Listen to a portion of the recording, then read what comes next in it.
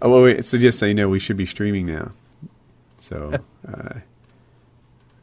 it's the pre-show is starting now. I bet they can hear us. All right, yeah, they can hear us. So we were all. So where are we streaming? This.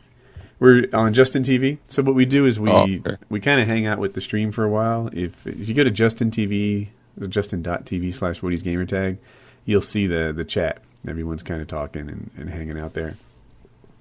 Oh wait, I need to edit the little thing here. Yeah, I don't go to the chat. I got to be 18 or older. Look at that. Oh, yeah, it gets a little rough. No, I don't go to the chat because people like to ruin shit for me. They know I'm watching Dexter. They know I'm watching different shows. They know I haven't finished the Call of Duty multiplayer. I mean single player. But yeah, I'm not looking at this. I haven't checked, and I don't check my personal messages anymore either. I get somebody else to do it. That's funny. Oh, on that guy, Haterade or whatever. Like he posted up that video of Wings, where he had an off game, and like I replied to him, I'm like, hey, let me save you some time. I have bad games all the time. I am unexceptional. Sometimes I can't, but in an effort to get myself back on track. There you go. I've been exposed, and it got like 40 thumbs up or something crazy like that. I don't know. I was just trying to sort of cut him off. Anyone who it doesn't matter. You're still next. He replied. He's like, I've got no problem with you. I don't really like the way you play, but you're a good guy. We'll see if I'm next or not. I really don't care. If they find a video of me doing poorly, congratulations. It happens all the time. It must have taken you minutes to find a game where I didn't beast. How did you do it? So, yeah, whatever. Let it go. I don't know. I still think he's a cocksucker. No doubt, man. But I know why he jumped on me. He jumped on me because somebody sent me a link to his video where he's hating on Chris Smoove. And I go, actually, there's a video after he's hating on Chris Smoove. He posted like a 30-12 like free-for-all. And I posted like, man, this video boring. I'm going to go watch me some Chris Smoove. And I hurt his feelings. Because his commentary boring. It is. I mean, I don't even watch the gameplay, generally. I usually just listen to the guy talk.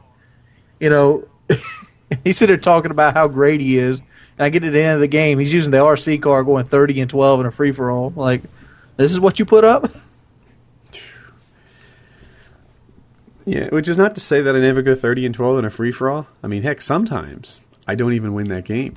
But, yeah, like, there's plenty of free-for-alls. I'm going to go 30-15. Like, fuck up. I mean, but what I'm saying is it's ridiculous to, to call people out because of their gameplay, because everybody has those shitty games where, like, I mean, I had a terrible game the other day. The last game of the night, I went I think I went 8 below even, 8 kills below even, something like that. TDM. Oh, you next, Kyle. It's coming for you. I don't care. FPS Kyle is next. Yeah, the guy, I don't know. I'm not really impressed. He's going through people's file shares, finding an off game, and posting it up, and acting as if he never has an off game. Yeah, it's craziness. Everybody has off games. I've been having a lot of them lately too. I hope he doesn't go back in my file share. Part 2, do a part 2 for you. I've been feeling like I don't even know how to play FPS the last couple of days. I've been frustrated the entire time I'm playing. Hey, so you were not playing badly, but you weren't getting 4 KDs when when we were playing together last time. Right? You were going positive every game. We were winning every game, but you weren't going like Well, I was fucking around then. 30 I was actually trying to get those Nova Gas kills. Oh, that's right. I remember that. I remember that. Yeah, there were a bunch of those. That's right. Yeah, I have a bunch of games like that too. There's a couple of things that are like in the long term, my stats will represent who I am. At the moment, I think they're a little swayed by like nearly a week worth of yellow and red bar games and nearly a week of going for pro perks where I'm like reloading in the middle of firefights, hip firing when I'm supposed to be aiming down sight, stuff like that, just to get all that pro stuff in.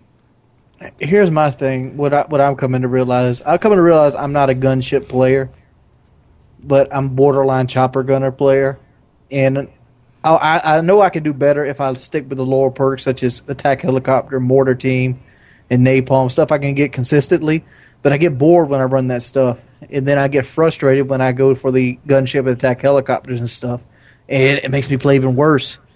I think it's more about training myself to just run low kill streaks and be happy. I start having a hard time, or especially when I'm playing. I've been playing a lot of TDM with Socrates, and by the time I get my helicopter, his are already in the air. So like I can never call him in. Yeah. And so I've started running like the care packages with my Hardline Pro, and I just get like I never get bored with that because I get like a weird mixture of everything. I get Valkyrie rockets and napalm and counter UAVs and all that good stuff. That's fun. So I hear you with the helicopter. Well, I've got one thing going on though. Like my teammates, they're all awesome. So they all like if I have a good game, oftentimes they are too, because we found a lobby full of inexperienced players. But if I ask them nicely, they hook me up. I'll be like, hey Onslaught, I got a chopper gunner. Can I have next chopper? And they're like, all right, look at this. Our disabled little friend here got himself a helicopter. Woody only gets to come by once a week. Let's ride the horse first. Exactly. Yeah, they're all like, Woody over here, our handicapped gamer, he finally got himself a chopper gun, and we'll let him call it. So they hook me up. Well, see, like the thing about it is, I like to watch Socrates do his thing. We were playing the other day, and I don't remember Socrates. What was it? Was it? You guys can't hear him, but I can. What was it where you had the 3 chopper gunners and you were laughing every time they shot one down? Was that a TDM? Oh, yeah. The one I was with him? I think it was a domination game. Oh, is that the one where he went like 96 and something on firing range? Yeah. Like 96? Yeah. Oh. But we're talking about like recently we were playing a TDM, and he was laughing every time they shot one of his chopper gunners down because he had another one. Because like if it gets shot down, you can instantly call the new one. But if they let it like run its time out, there's like a 15-second delay. So he's able to like instantly call the next one up. That's funny. Yeah, man. I played with him in a domination game, and if I remember right, the other team made the mistake of talking trash, talking about how they were going to crush us and everything. And Socrates is like, all right, and he put his tryhard pants on and went like 96 and 4 on firing range. And then there were I don't know how many chopper gunners there were. If there weren't 3, there were at least 2. There's 3 chopper gunners in a gunship. Yeah, it was just like stupidly, insanely high kill streaks. He was just mopping up the floor with everyone. And they didn't leave the lobby either, which was a key thing. You can't get 100 kills if the other team's down to 1 player. But at the end of it, they were just like, wow, he's a beast. He's a beast. Beastin'. So, I'll save that. What time? Oh, we got 15 more minutes. Oh, no. Yeah, that's right. 15 more minutes before we usually start recording. Chris, how far up on there are you on like political views and such? I guess I'm a little bit there. Not too much, though. Well, I was hoping we could talk about, documents getting shared with WikiLeaks and North and South Korea this week. Oh, I'll tell you what, the whole thing with the WikiLeaks, I was talking to my dad about this. During the Cold War, that guy would be dead right now. Yeah. He'd be hanging somewhere in a basement. We got to save this for the podcast. I might have a different view than you guys. In a basement. Nah. Let me get some water. I'll be right back. All right. So what do they want us to talk about in the stream? They can hear us, right? Oh, yeah. They're listening to everything. They just told Wings to get that water. Dicks and bums. There you have it. So what about the kill streaks? Because I don't like any of the kill streaks under the Blackbird, really. I just go like spy plane and then like chopper or dogs or something. I don't really like any of the other ones. Really? I don't like them as far as getting kills, but a lot of them are fun. Like the napalm is really fun to like think about how you're going to use it and how you're going to shut down a spawn or pin off an objective. And the mortar strike is really fun.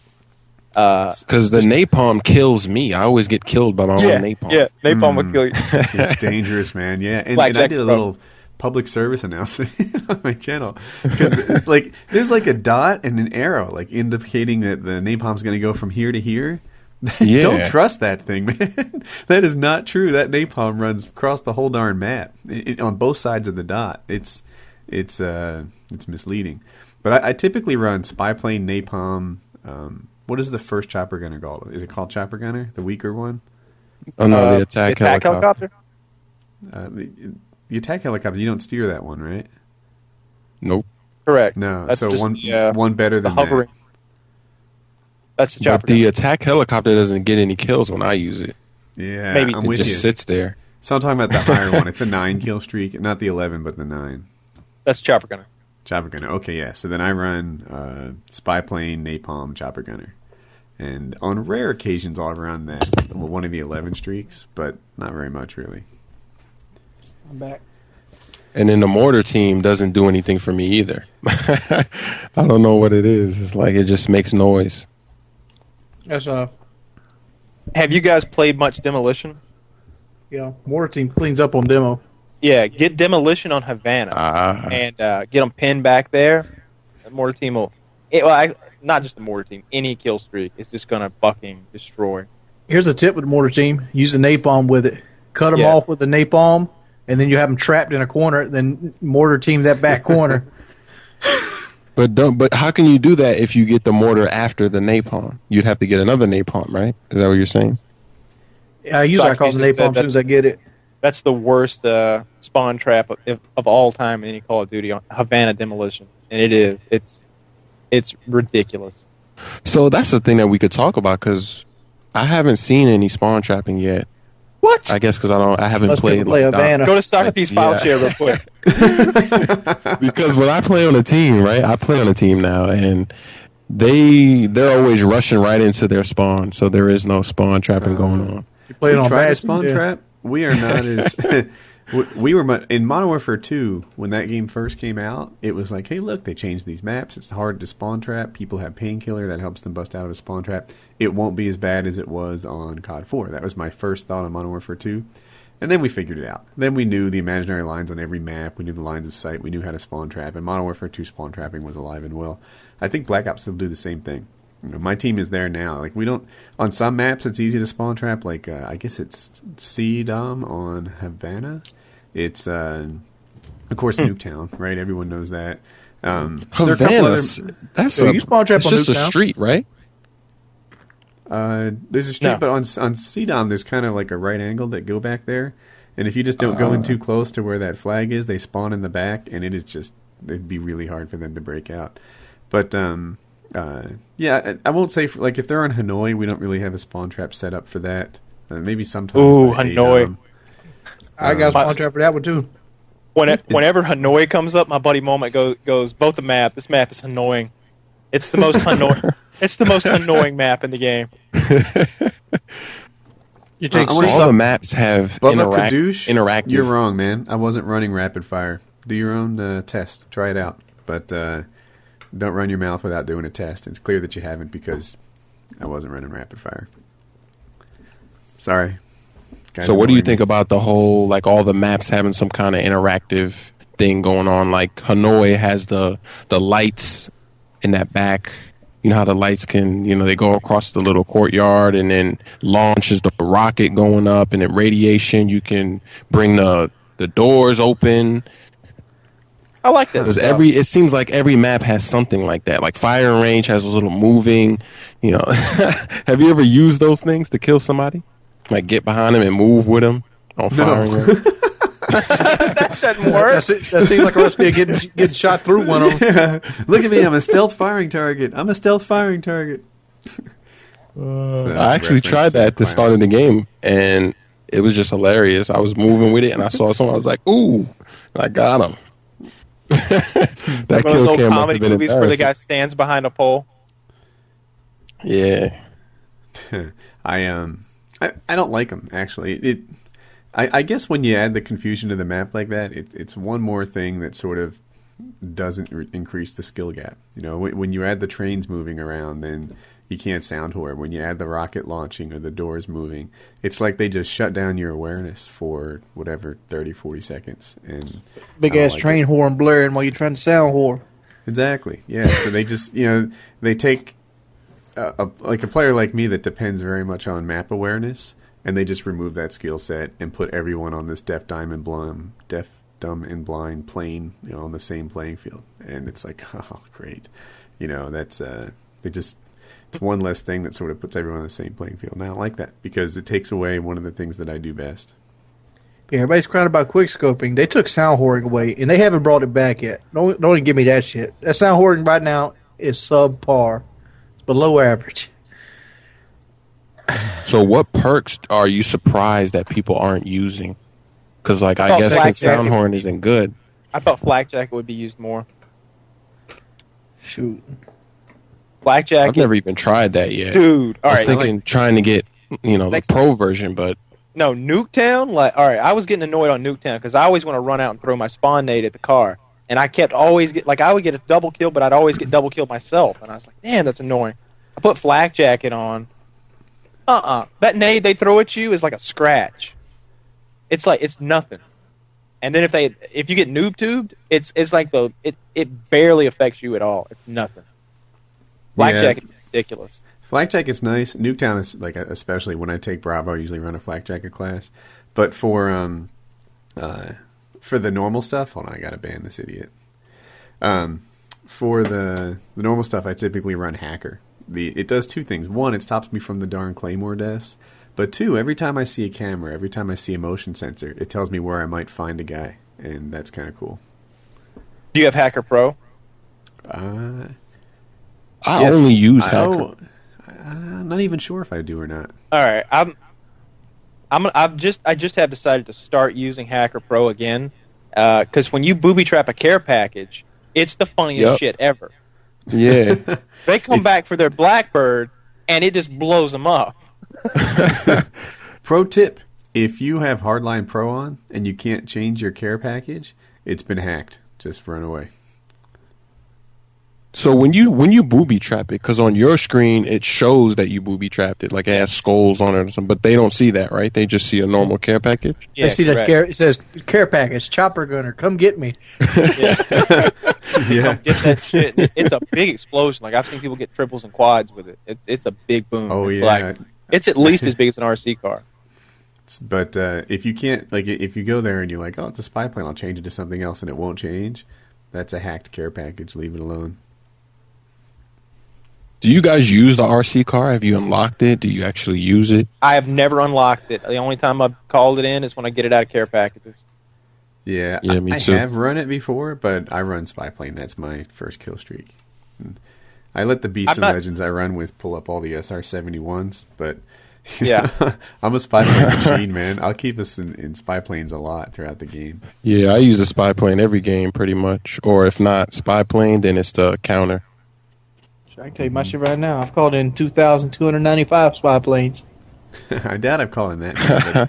I know. I if you look at my kill streak, I have like 10 times as many spy planes as the second best one. My second one's Napalm Strike, then care package, then attack helicopter, then counter spy plane. Napalm Strike and care package. Oh! I was like, how can that be both of them? Because they're the same. I think they're both 5, but I see you talking about most called in. Then the chopper gunner, almost with 298 times. Blackbird 159. I tried running the double care package streak. Like I used to run. I run the triple care package. Spy plane, SAM turret, and then care package.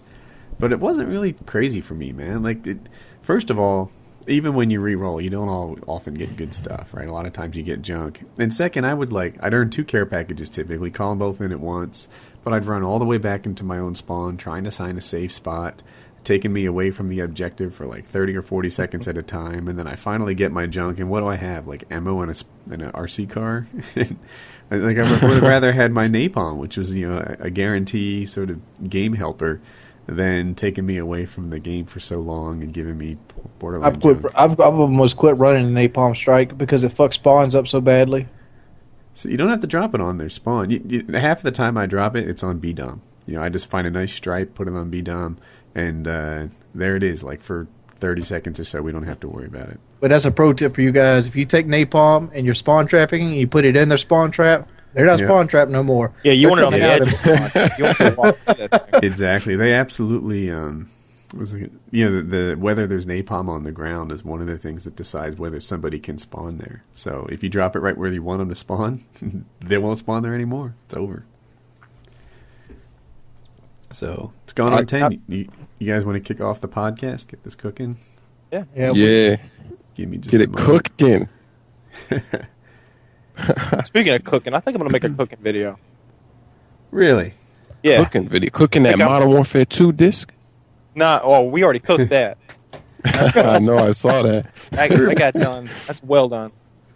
There were a couple of different guys that destroyed their Modern Warfare 2 disc. Kyle did his with a bunch of things like flames and guns and stuff.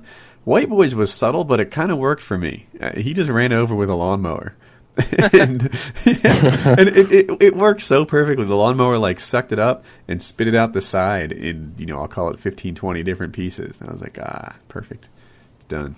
Yeah, I was pretty happy with mine. That shit got 300,000 views. Really? Everybody's like, you could have just traded it in, and you could have got $30 for it. And I'm like, I'm just laughing my ass off. I still have mine. I still have my copy. I didn't burn it or anything. It's still here. I took Woody's advice. I didn't destroy it because I actually might see myself going back to it here in a minute. I saw you on there the other day playing TVM on something. I was like, I may have to remove this guy. Let's kick off the podcast and talk more. So and talk about that right there, that Modern Warfare. Wings no one. 4, 3, 2. What's up, everybody? It's Painkiller Ready, episode 32. We're back from after a week's break. We had Thanksgiving. It's an American holiday for anybody that doesn't know. That's why we weren't on last week. Today we have a return guest. It's one of the most sought-after return guests we've had is Chris Smoove. What's up, baby? Doing good. What's going on? Crit. Smoove, man. You were a great guest the first time around. But I do want to call you out on something. Call me for this, man? Yeah, here it is. Yeah, I'm ready. The last time you were on, it was the night that LeBron and his two buddies decided to join the Miami Heat. And you said they were going to be unstoppable, that it was going to be not fair. Might as well give them the championship trophy now. How you feeling about that call? Is that what I said? Did I really say that? That's not an exact quote, but you were saying that they were the new force, that they were going to dominate basketball. It's been shocking. It's been exciting. It's just been funny because they're doing bad right now. They're struggling. Terrible start. They're actually playing right now. They're winning now. LeBron's playing against his old team, so it was crazy. The hype, they were booing him, but it's over. The game's over. See, I don't understand. That's a bunch of haters, man, that would boo that guy for taking the money and going somewhere. Not just taking the money, but going where he could win.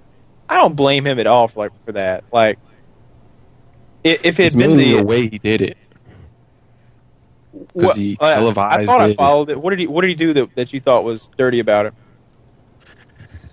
Well, he kind of rubbed it in their face on national TV, and he was, they had him do a nice interview. They asked him all these funny questions, and then finally they got down to it, and his words, the way he worded it, it offended a lot of Cleveland Cavaliers fans, and that's why they just... if he would have left without saying that, they still would have hated him. So I don't think that would have changed. But I guess his wording, the way he said, I'm going to take my talents to South Beach, it was like, they didn't like that. So there's at some point, I think you're allowed to be a cocky guy.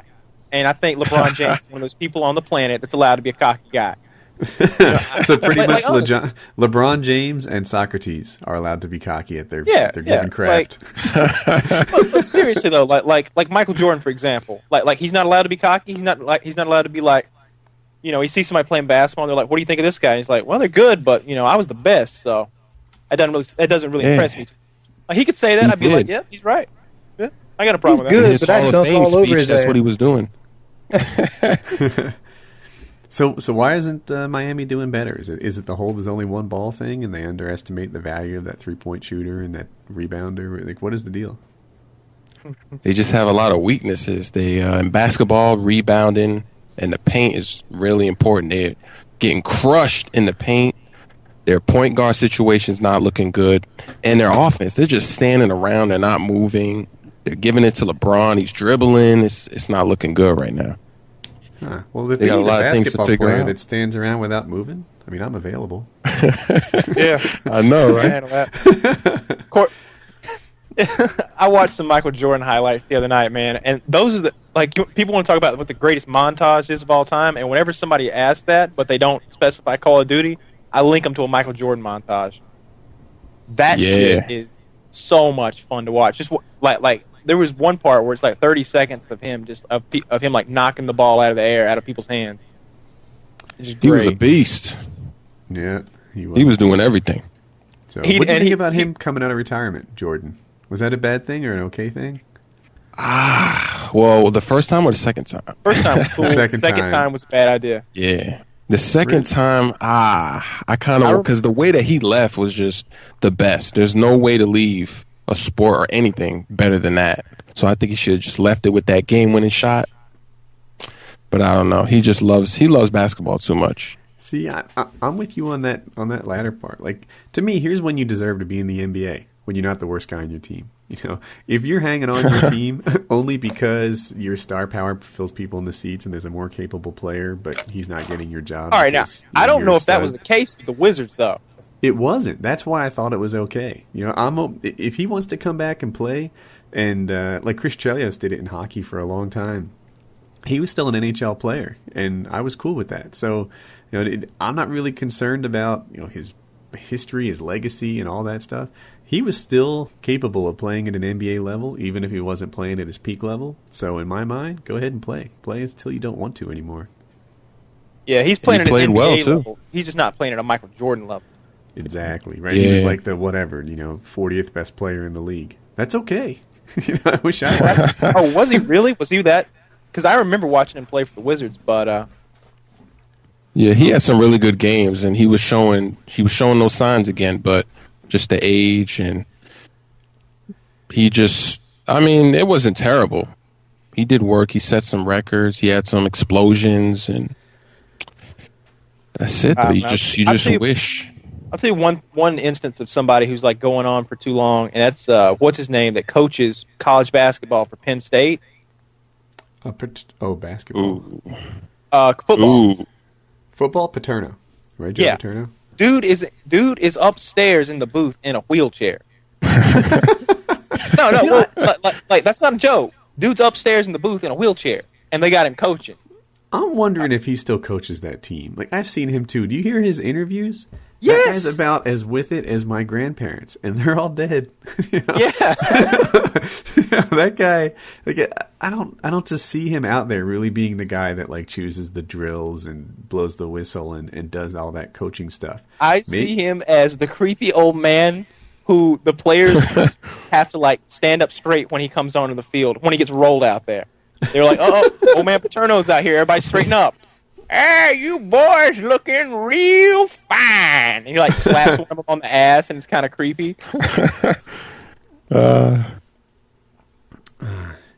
Everybody looks at each other with like awkward, like out of the corner of their eye looks. They're like, Hey, I have a Call of Duty topic. Who makes a better game, Treyarch or Infinity Ward? Treyarch. Treyarch's only had one fuck up, if you ask me. What is their mess up? COD 3. 40. COD 3. Entire game. You know, I was thinking about it recently, right? So, okay, I'll start by saying Black Ops is a better game than Modern Warfare 2. There's no question about it. But what makes it a better game is the fact that they're kind of looking at community feedback, they're listening to it, and they're doing their best to avoid those frustrations. Whereas Infinity Ward, it almost felt like they thought they made a perfect game, and then any community feedback was a waste of time. That, or they, knew they made a mistake and just didn't really care to do anything about it. Yeah, I mean, Vondahar was in the live stream last night, the Machinima live stream. I wish I saw that, but let's go to that next. Did you see it, by the way? I didn't. I don't watch that. Damn it! Yeah, he blew us off. But what was you see how he replied to me? Hold on a minute. We were talking about who makes a better game. The hit detection in Modern Warfare 2 is better than the hit detection in Black Ops. The matchmaking in Modern Warfare 2 was better than the matchmaking in Black Ops now anyway. The graphics and the look of the game in Modern Warfare 2, it's a better looking game than Black Ops is. It's almost like on every technical measure, Modern Warfare 2 was better than Black Ops. Where Modern Warfare 2 really fell down was that, community relationship position and their willingness to do anything about the feedback that they got. If they had gotten rid of noob tubes in Modern Warfare 2 and gotten rid of Commando, which is something that Treyarch probably would have done if people started screaming from the high hills about it, then Modern Warfare 2 would have been a better game in every way. It's like this. It's like they were both supposed to design a chess game, and Infinity Ward went ahead and made like a super cool looking chessboard with all these badass pieces that are just beautiful. but they're all overpowered. Nobody likes to play chess when you got one piece that just kills everything. And then Treyarch comes along and actually makes a balanced chess game like everybody's accustomed to, and it's just a regular black and white checkered board, and they love it. It's not fun to play when the knight kills everything. I just, it's like, man, Modern Warfare 2 would have been a better game than Black Ops if they just fixed these couple little problems. And I look, like Black Ops, from what I hear from David Vonderhaar, he says, what they've done is they've enhanced the World at War engine. Like, they didn't build on top of the Modern Warfare 2 one. And I look at that, and it kind of explains why the hit detection sucks. Because I guess whatever enhancements were made between COD 4 and 6 were lost, and they're not built into Black Ops.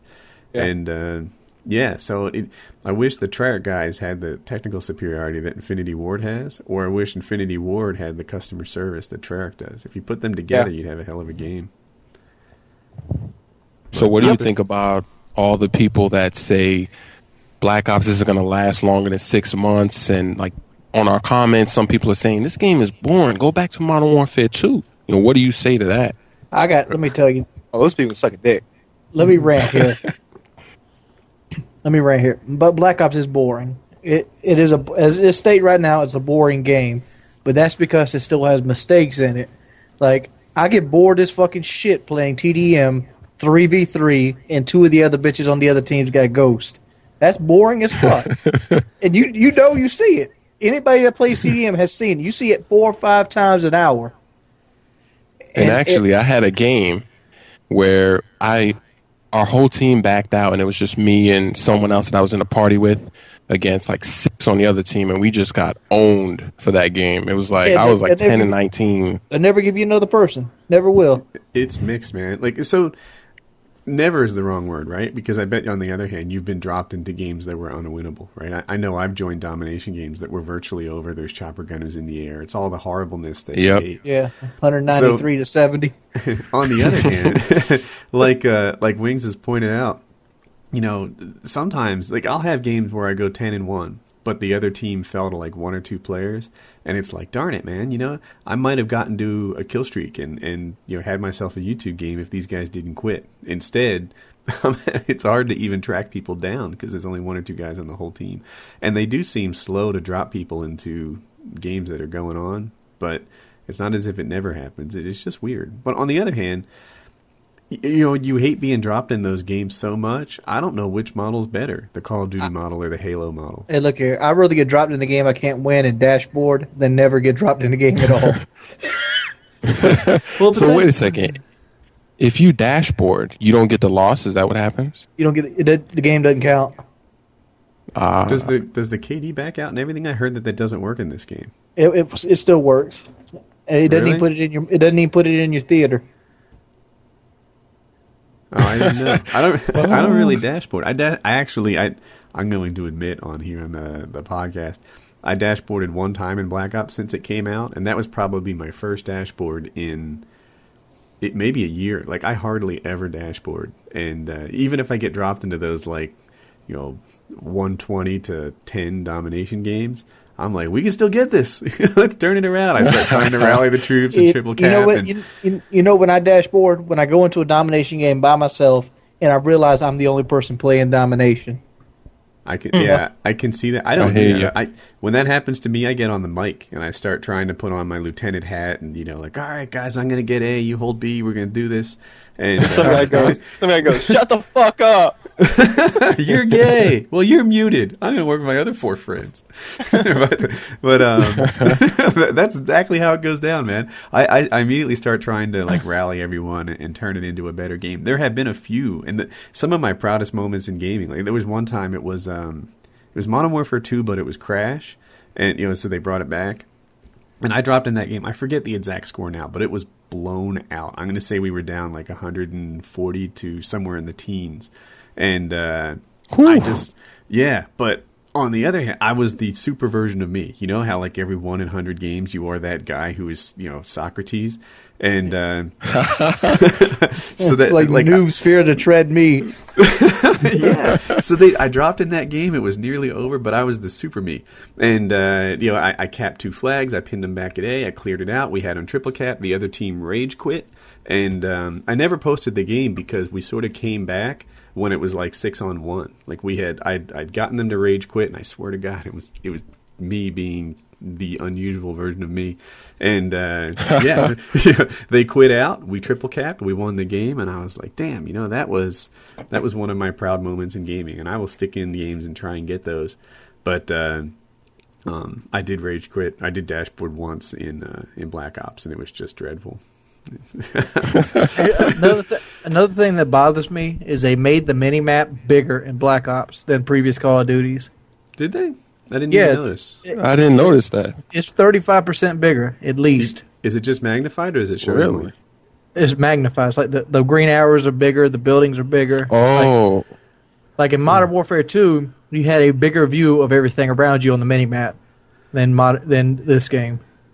Like you ever wondered like where the spy plane is? And you see the orange dot, but it's not really on your mini map. And then you press start, and he's like all the way across the screen. It's like what the fuck? Yeah, I didn't even notice that the map was bigger. I do like the Call of Duty map, though. I know Hutch has the opposite opinion. He prefers having no radar at all in games like the. I think that helps compile against the ghost problem, dude. Because it makes my mini map smaller. So it seems like my motion sensor is huge, but it's not really that big because the mini map is bigger. Yeah, that's a good observation. I think the map is key in a first-person shooter. I think it belongs there, and I love it. So yeah. I mean, like if y'all got time, put your Modern Warfare 2 COD 4 disc in and look at the mini map. I don't think mine will fit. For those that don't know, Kyle shot his with a couple different guns and set it on fire, so it's not going to work. Should have napalmed that bitch, Kyle. I got some napalm in the garage. I made it yesterday. Styrofoam. Oh, I guess I shouldn't say how. Yeah, you don't get the recipe out. We breaking some rules. So is this game, is Black Ops going to last? I think you wash your hands before you light it up, though, Kyle. So hold on a minute. So I think that Black Ops is going to last. I think it'll stick around. I will admit that the gameplay is somehow it doesn't seem as like twitchy and speedy. It's somewhere in between Halo and Black Ops, or Halo and Modern Warfare 2 in terms of watching the gameplay. But I don't see anything knocking it off its throne. No. Which leads into the next one. So I'm going to call it COD 8, whatever that is made by Sledgehammer, the people that make... Is it Dead Space? Is that the one they make? They didn't make nothing yet. This will be the first game. No, that's not true. Sledgehammer's made a game before. Does anyone know which one it is? I don't know.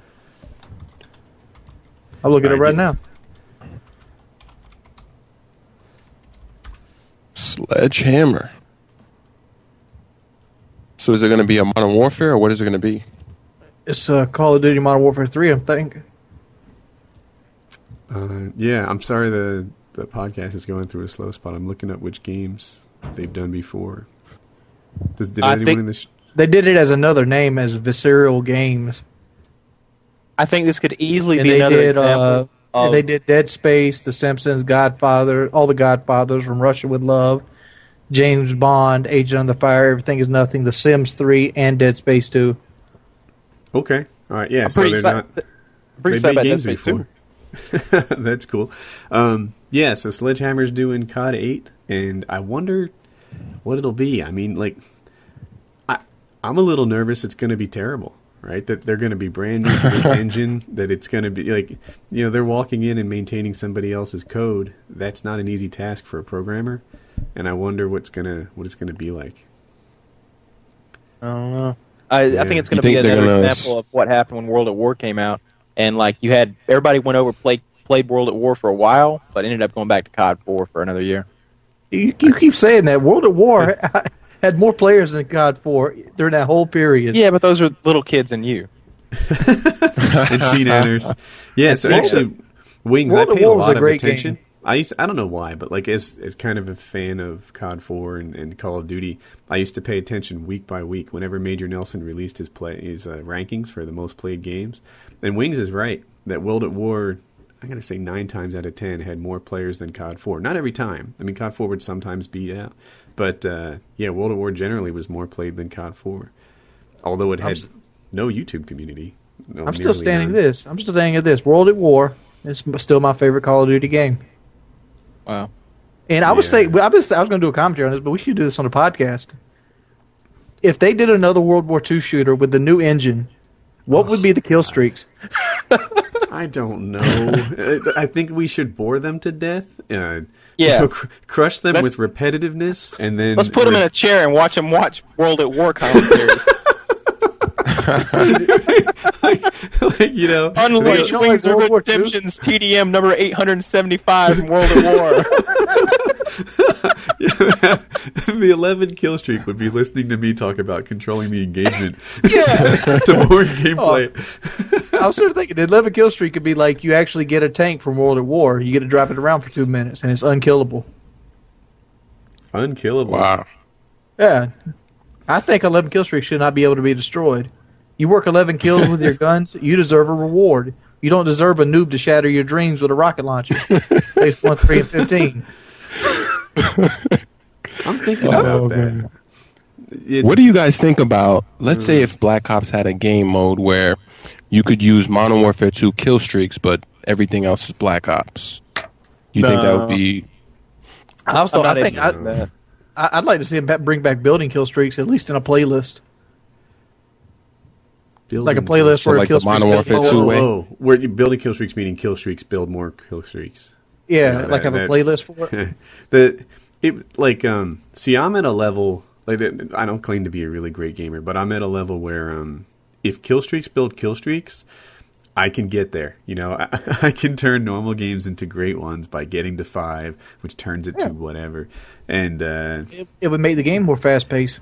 There's this one reason that Trek didn't do it, and I heard this during their interviews, was that there was this sort of the rich get richer problem in Modern Warfare 2. All you have to do is be that one level above normal, above average, and then all of a sudden you're way, way above average. And they said, that rich get richer was a problem in the game because the people who were just on the other side of it were a lot poorer than they had to be. But for me personally, I was just rich enough, and I could get those kill streaks all the time. Like, it wasn't hard to get double Pavlos in a game, and I could pull that off. So for me, it would work, although I don't know that it makes a better game. I do. It does make a better game. It makes it faster paced.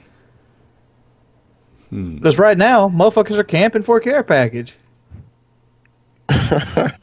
You don't believe it? This game has got slower pace since they took kill streaks building kill streaks out. And a lot of people knock it because, it takes more skill to get kills with your gun. I guess it also makes it a lot more boring.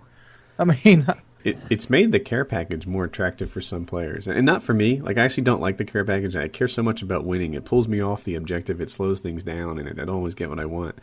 But I can totally see guys who maybe earn their 9 and 11 kill streaks, even more rare than me, want to rock the care package all the time, so that they get them. And I think you get cheated. That's another big problem with Ghost, and people don't see this now. But once people start getting settled in and get comfortable with the prestige they want, Ghost Pro is going to be made known. It's going to make, when you get an 11 kill streak, there's a good chance that 3 of the 6 people are only going to pop up on there. So you have 3 red dots. The 3 of the 6 people can shoot you down right away, making your 11 kill streaks useless. Like, what fun is that? Somebody wrote in the stream, I'm sorry, it was like a perfect summary in my head, and it was that Modern Warfare 2 was frustrating but fun. Black Ops isn't frustrating, but it's slow and boring. And then COD 4 and 2 were awesome. So COD 4 was awesome, but it had its problems too. I think people have forgiven it for that triple nade since it came out, but nades used to just drop out of the sky and insta-kill you, and there wasn't much you could do. It had that frustration as well. But yeah, Modern Warfare 2 was frustrating but fun. Black Ops is a little slower paced, and it's a great game. I think it's been the best COD to come out since 4, but we'll see. We'll give it some time. I'm still learning my way around too. So what about just speeding it up? Putting the speed of Modern Warfare 2 movements, like jumping and everything. I wish they had COD 4 drop shots. That was great. One thing that Call of Duty does really well is it has some of the most responsive controls in the game. Like, the thing is really, you turn left, right, you move around. The guy is fast. Like, if you were to walk the road in Modern Warfare where ADOM is on Favela. You know that sort of long street at the top of the Favela map? If you were to just walk from one side to the other, how long do you think that would take? Like 12 seconds? Something like that? How long does it take you to walk a real block? Like 6 minutes? Something crazy? I mean, your character really is speedy in these games, and they respond really well, except laying down. Somehow laying down, they nerf it to the point where, you know, in real life, I can lay down as quick as gravity. I'm gifted like that. In Modern Warfare, in these games, it takes a while to get yourself, you know, you drop to a knee, you sort of collect your thoughts, you drop to your belly, and if that was responsive like COD 4, then I think this game could be a little more fast-paced. As it is, they've nerfed some of the stuff that the skill players have picked up, like drop shotting and sound whoring, and I guess they tried to level the playing field that way. I don't know. It doesn't work. It just makes you get unfair deaths. It does. I mean, a good team is still trashing newbies. I mean, it's not like that shit's changed. Yeah. They can make it so a good player doesn't have a drop shot. He doesn't have this. As long as you've got a good shot, people that suck. Like, you remember my Beast Mode Engage video? That's the average player on Call of Duty. He's not average. He isn't. That guy was like, nah. Average player has an even KD. Go play Mercenary TDM. I bet you money 3 of the 6 people will be like him. Dude. 3 of them. No. Yes. That guy, you could juke that guy out and he couldn't kill you. You could be like strafing him and he'd be like shooting around you like the Matrix. That guy was like, that probably wasn't even that guy because he was a level 40 or whatever. That was probably that kid's little sister. Oh, that was that guy. That was, dude, how do you know? It's not like you talked to him. I looked at other games in his file share. They were all like that. All of them. What was it? I wish you could see his KD. You should have sent him a friend request, man. You can't just send Maniac 6 a chat invite. All right, Wings, I want to talk about that Beast Mode Engage thing. Do you think what you did was right there? I don't think it hurt anybody. I mean, I thought when I first did it, I didn't think of anything of a backlash like what he got. Because one, I thought people were like, yeah, I remember this guy on my team and laugh at him and that been that, you know. It's not like everybody sees that kind of player. I get mad at that kind of player every game I play the game on. Here, to me, that reeked of cyberbullying. Like, you pick this guy out, and so you're good at gaming, right? I bet I could drop almost any video games in your hands, and you're going to be above average at it. On the other hand, there are probably parts of your life where you're below average, and you wouldn't want someone taking that and exposing it to the world, you know, making a video about it and adding laughing commentary. And, like, it was kind of mean, don't you think? I was sitting there trying to think. This guy said I rage quit when my team was winning. Yeah, I do that too. I get upset. But so like I thought you were a little harsh on the guy, and yeah, he's not good at video games. But he's not good at. Let me tell you, from watching that video, he's not good at video games. He's not good at football. He's probably not good at masturbating. He had little to no hand-eye coordination at all. All right, that was funny, but you know, like. Man, it was just cyberbullying. You were being rough on that poor guy, and you know now he probably doesn't even know it. Really? I bet you he doesn't know why his inbox is just filled with messages of hate. You know, dude, I've had 2 people that I know of change their gamer tag because I went after him in videos. I'm sure that kid got a real shit ton because the whole video was devoted to him. Oh, he's got 140,000 views right now. Oh my! Yeah. Me and Thunder were watching that this morning at like 4 a.m. I was telling him about the video because he hadn't seen it yet. I was like, go watch it, man. And he went in the other room. I could hear him listen to it. He was laughing hysterically at that video. Like, I could hear him in the other room, like freaking out over that. He was laughing so hard. Yeah, I thought it would be a funny as shit video, and it is. And people have been begging me to do another one. I'm on the fence if I should or not. I don't think so, man. I think you should, man. I think you should find you need to find worse players though, like people who are like. I found a worse player, and I'm like, I found a guy that was shooting the mannequins in the firing range. Oh, man. Like, it would literally scare him every time he seen him, and he'd unload his gun on him. Man, I normally don't try to talk about the stream because we got feedback that it doesn't make for a good show. But the stream is filled with people saying, "Do it, do it, do it." Woody, stop! Like I'm the jerk in this thing. I'm the guy who's wrong. Stop being a jerk, Woody. I think it's entertaining video. I do. I think it's one of the best videos I've ever done. That's why I kept it up. I mean, all right. gaming is generally mean-spirited anyway. First-person shooters, we're playing a game where we are killing our enemies. We are shooting their human bodies with machine guns, blowing them into little bits. And when you do it, you say, yeah, fuck you, buddy. You got owned. Yeah, you got raped. So what's wrong with picking out somebody's gameplay and talking about how bad they are? It's not like you... Now, I would say this. If you like had a video of the guy like getting off the school bus on crutches and going into his school, and you were laughing like, look at him try to walk. That would be bad. That's not. Hey, cool. Billy, you want to go run to the store? Oh, wow. So, Wink, someone But the found funny it. thing is about that kind of player is he's probably never played a first-person shooter before, so he's figuring everything out. He doesn't know like where to go, what to do. I picked that video out because of the Starella launcher, dude. I called him my helicopter, and he pulls his fucking launcher out and looks for my helicopter. I'm like, look at this motherfucker. I don't know if he still I'm does on it. his team. I don't know if he still does it, but I saw. Yeah. Oh, I remember that. He tried to shoot down his teammate's helicopter. Oh, no. And that wasn't a good gun for him to use either. I wouldn't recommend that gun for someone new. No, he needs. I would recommend him use the scavenger because I don't think he's ever going to run out of ammo. Oh, yeah. No, he's not. You don't need sleight of hand either. That, people If you are do talking like about, that gun, though, Smoove, he was leaving them all over the map for you. Yeah, they're everywhere. if that kid's on your team, tell him to run the same class you're running. That way you can just keep on picking them up. You can run sleight of hand, you can run hardline, whatever you want to run. That kid's going to be leaving you guns. Apparently, I'm in the tiny little minority that thinks it was wrong to pick on that poor guy. Everyone I else thought thinks it was stuff. probably... It wasn't nice, but I'm not going to say it was wrong. Like, there aren't exactly Call of Duty ethics. I mean, I don't know. I watched it, and I laughed, and I was looking at the comments that everybody hating, and just on and on and on. And then I saw that thing on Reddit.com, and I was like, whatever, man. I enjoyed the video. Whether it's right or wrong, I don't really care. Strong opinion. I enjoyed it. I mean, What do you guys think about the gun balance in this game? Do you guys have an issue with the 7.4U? yeah. Let me ask you this. Let me say this. It's Do you really have- it's if you had to choose one gun to balance, 7.4 to nerf, I'll say 7.4U or FAMAS. G11. Really? Yeah, G11 is actually the one that I... That bothers you? Yeah, No, the G11.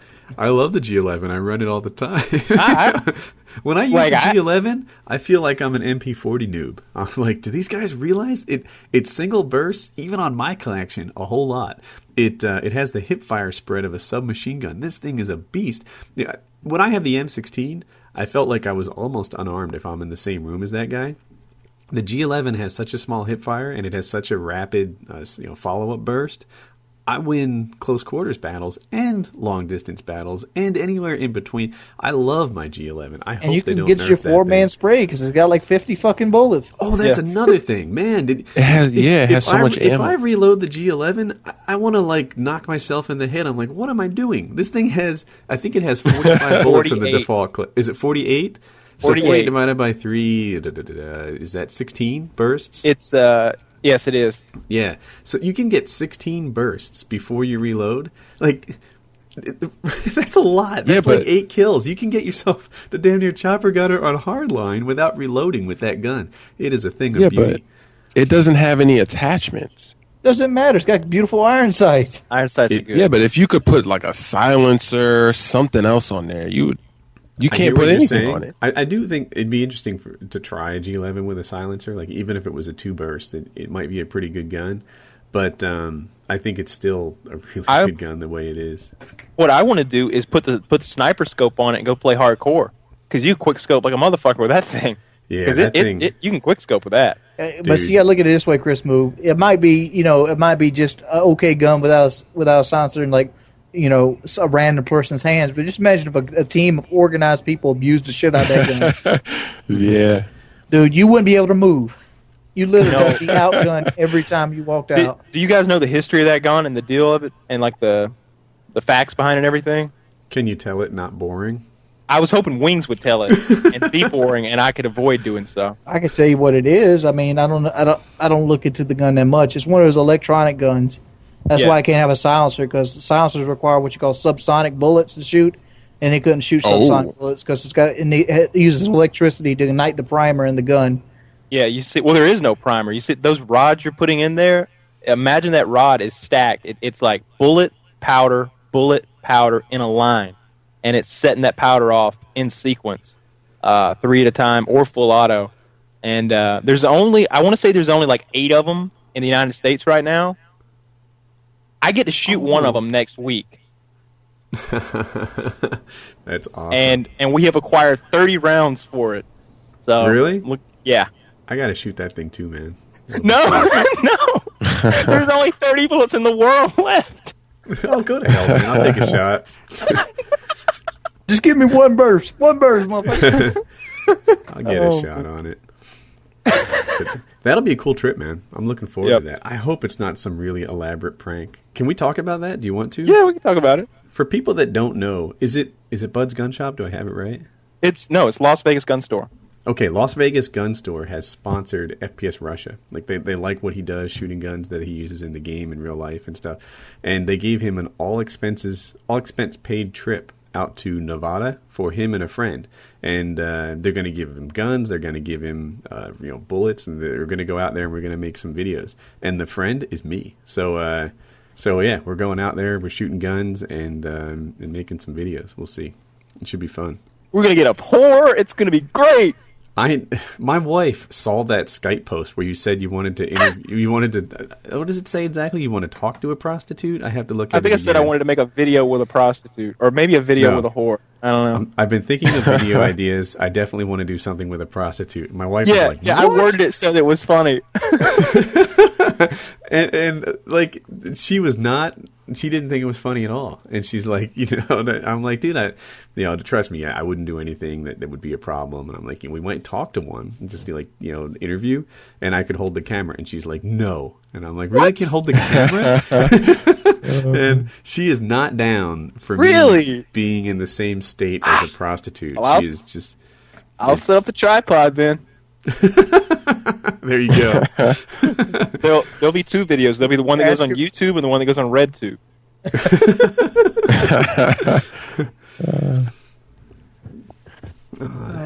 So you guys, I wonder, what do you guys think the Sledgehammer game is going to be like? Do you think it's going to be a total miss because it's their first one around? Do you think it's going to be such a direct copy of Black Ops that it's just reskinned? What do you think? I think it's going to be a direct copy of Modern Warfare 2 because that's probably the engine they're going to be give to play with. Yeah, it's probably a better place to start than World at War was. If they were to grab Modern Warfare 2, World at War again, dude. Dude, it's the hit detection, and there's nothing wrong with the hit detection unless you're using a sniper. I mean, you have to lead your bullets in World at War. No, I didn't play a ton of it. You had to do it in COD 4 too, because World at War uses the COD 4 engine to shoot. I hear you, and you're right. COD 4 had some of that as well, but in Modern Warfare, I think the hit detection, if that was your only measure, was probably it's a whole different engine, though. It's not a whole different engine. I mean, it's just a modified version of the same engine. I mean, so this hit detection, like in Black Ops, I haven't really noticed it. I haven't either. I mean, only on snipers. And most of that comes from their anti-clipping stuff. Like, they put a lot of invisible walls in the game to keep you from clipping into rocks. And even if you clip into the rock, there's an invisible wall around it. Well, maybe my opinion of the hit detection in Black Ops will change. I went through probably more than a week of some really bad connections, where I'd be on red bars and yellow bars. Yellow is 2 bars. And maybe that's altered my opinion, where I'm like 6 bursting with the damn G11. and I think the hit detection sucks. Maybe more time in the game on a better connection, I'll change my opinion. We'll see. Because I haven't noticed that. They fucked my game up bad. They took my sound whoring away. They made my map bigger. I'm an M16 guy, so they made me have to shoot 3 or 4 times at a guy now. Yeah. But what about the camera spike? Because I remember I thought that would be something that I would use, and I haven't even tried that yet. I haven't tried it. Have you guys tried it? I've seen it, though. And it does the sin of every game. They take away the mini-map. You can't do that. That's the balance, right? So the nice thing about the motion detector is it tells you where you are and you still get your mini-map. It tells them where they are and you still... I'm still saying it wrong. It tells you where they are and you still get to keep your mini-map. The camera spike takes away your map, which is actually a big deal. but you get instant notification when someone's coming down that, coming at your back, assuming that's why you're using it. And that's kind of cool to instantly know. Maybe you can set it up when you're playing in a lobby where someone's using a counter. So if they use the counter, you put your camera out and I guess you could do that for a while. Hey, look, the stream is telling us that you can toggle the mini-map and the camera. Yes, press up. Yeah. I didn't even know that. We should try that. We need to get some videos out with the camera. I need to play some more. The Wings of Redemption needs to set up one of those goofy classes. And remember how he spent 2 months telling you how Scrambler was a good perk? Oh, God. It is a good perk. You need to do that with the camera, and show us how to use it. I was there thinking about it. Like, I set the camera up on the little area where the snipers go in WMD, pointing toward A, and I have my gun aimed at the warehouse on B. Yeah, I'm going to give it a shot. Why not? I got to play around with that more. I stopped prestiging. I have more money than I know what to do with in this game. I might just buy everything there is to buy for fun. I think I'm at I don't even know. I'm going to guess I have $125,000, like just sitting around and nothing to buy.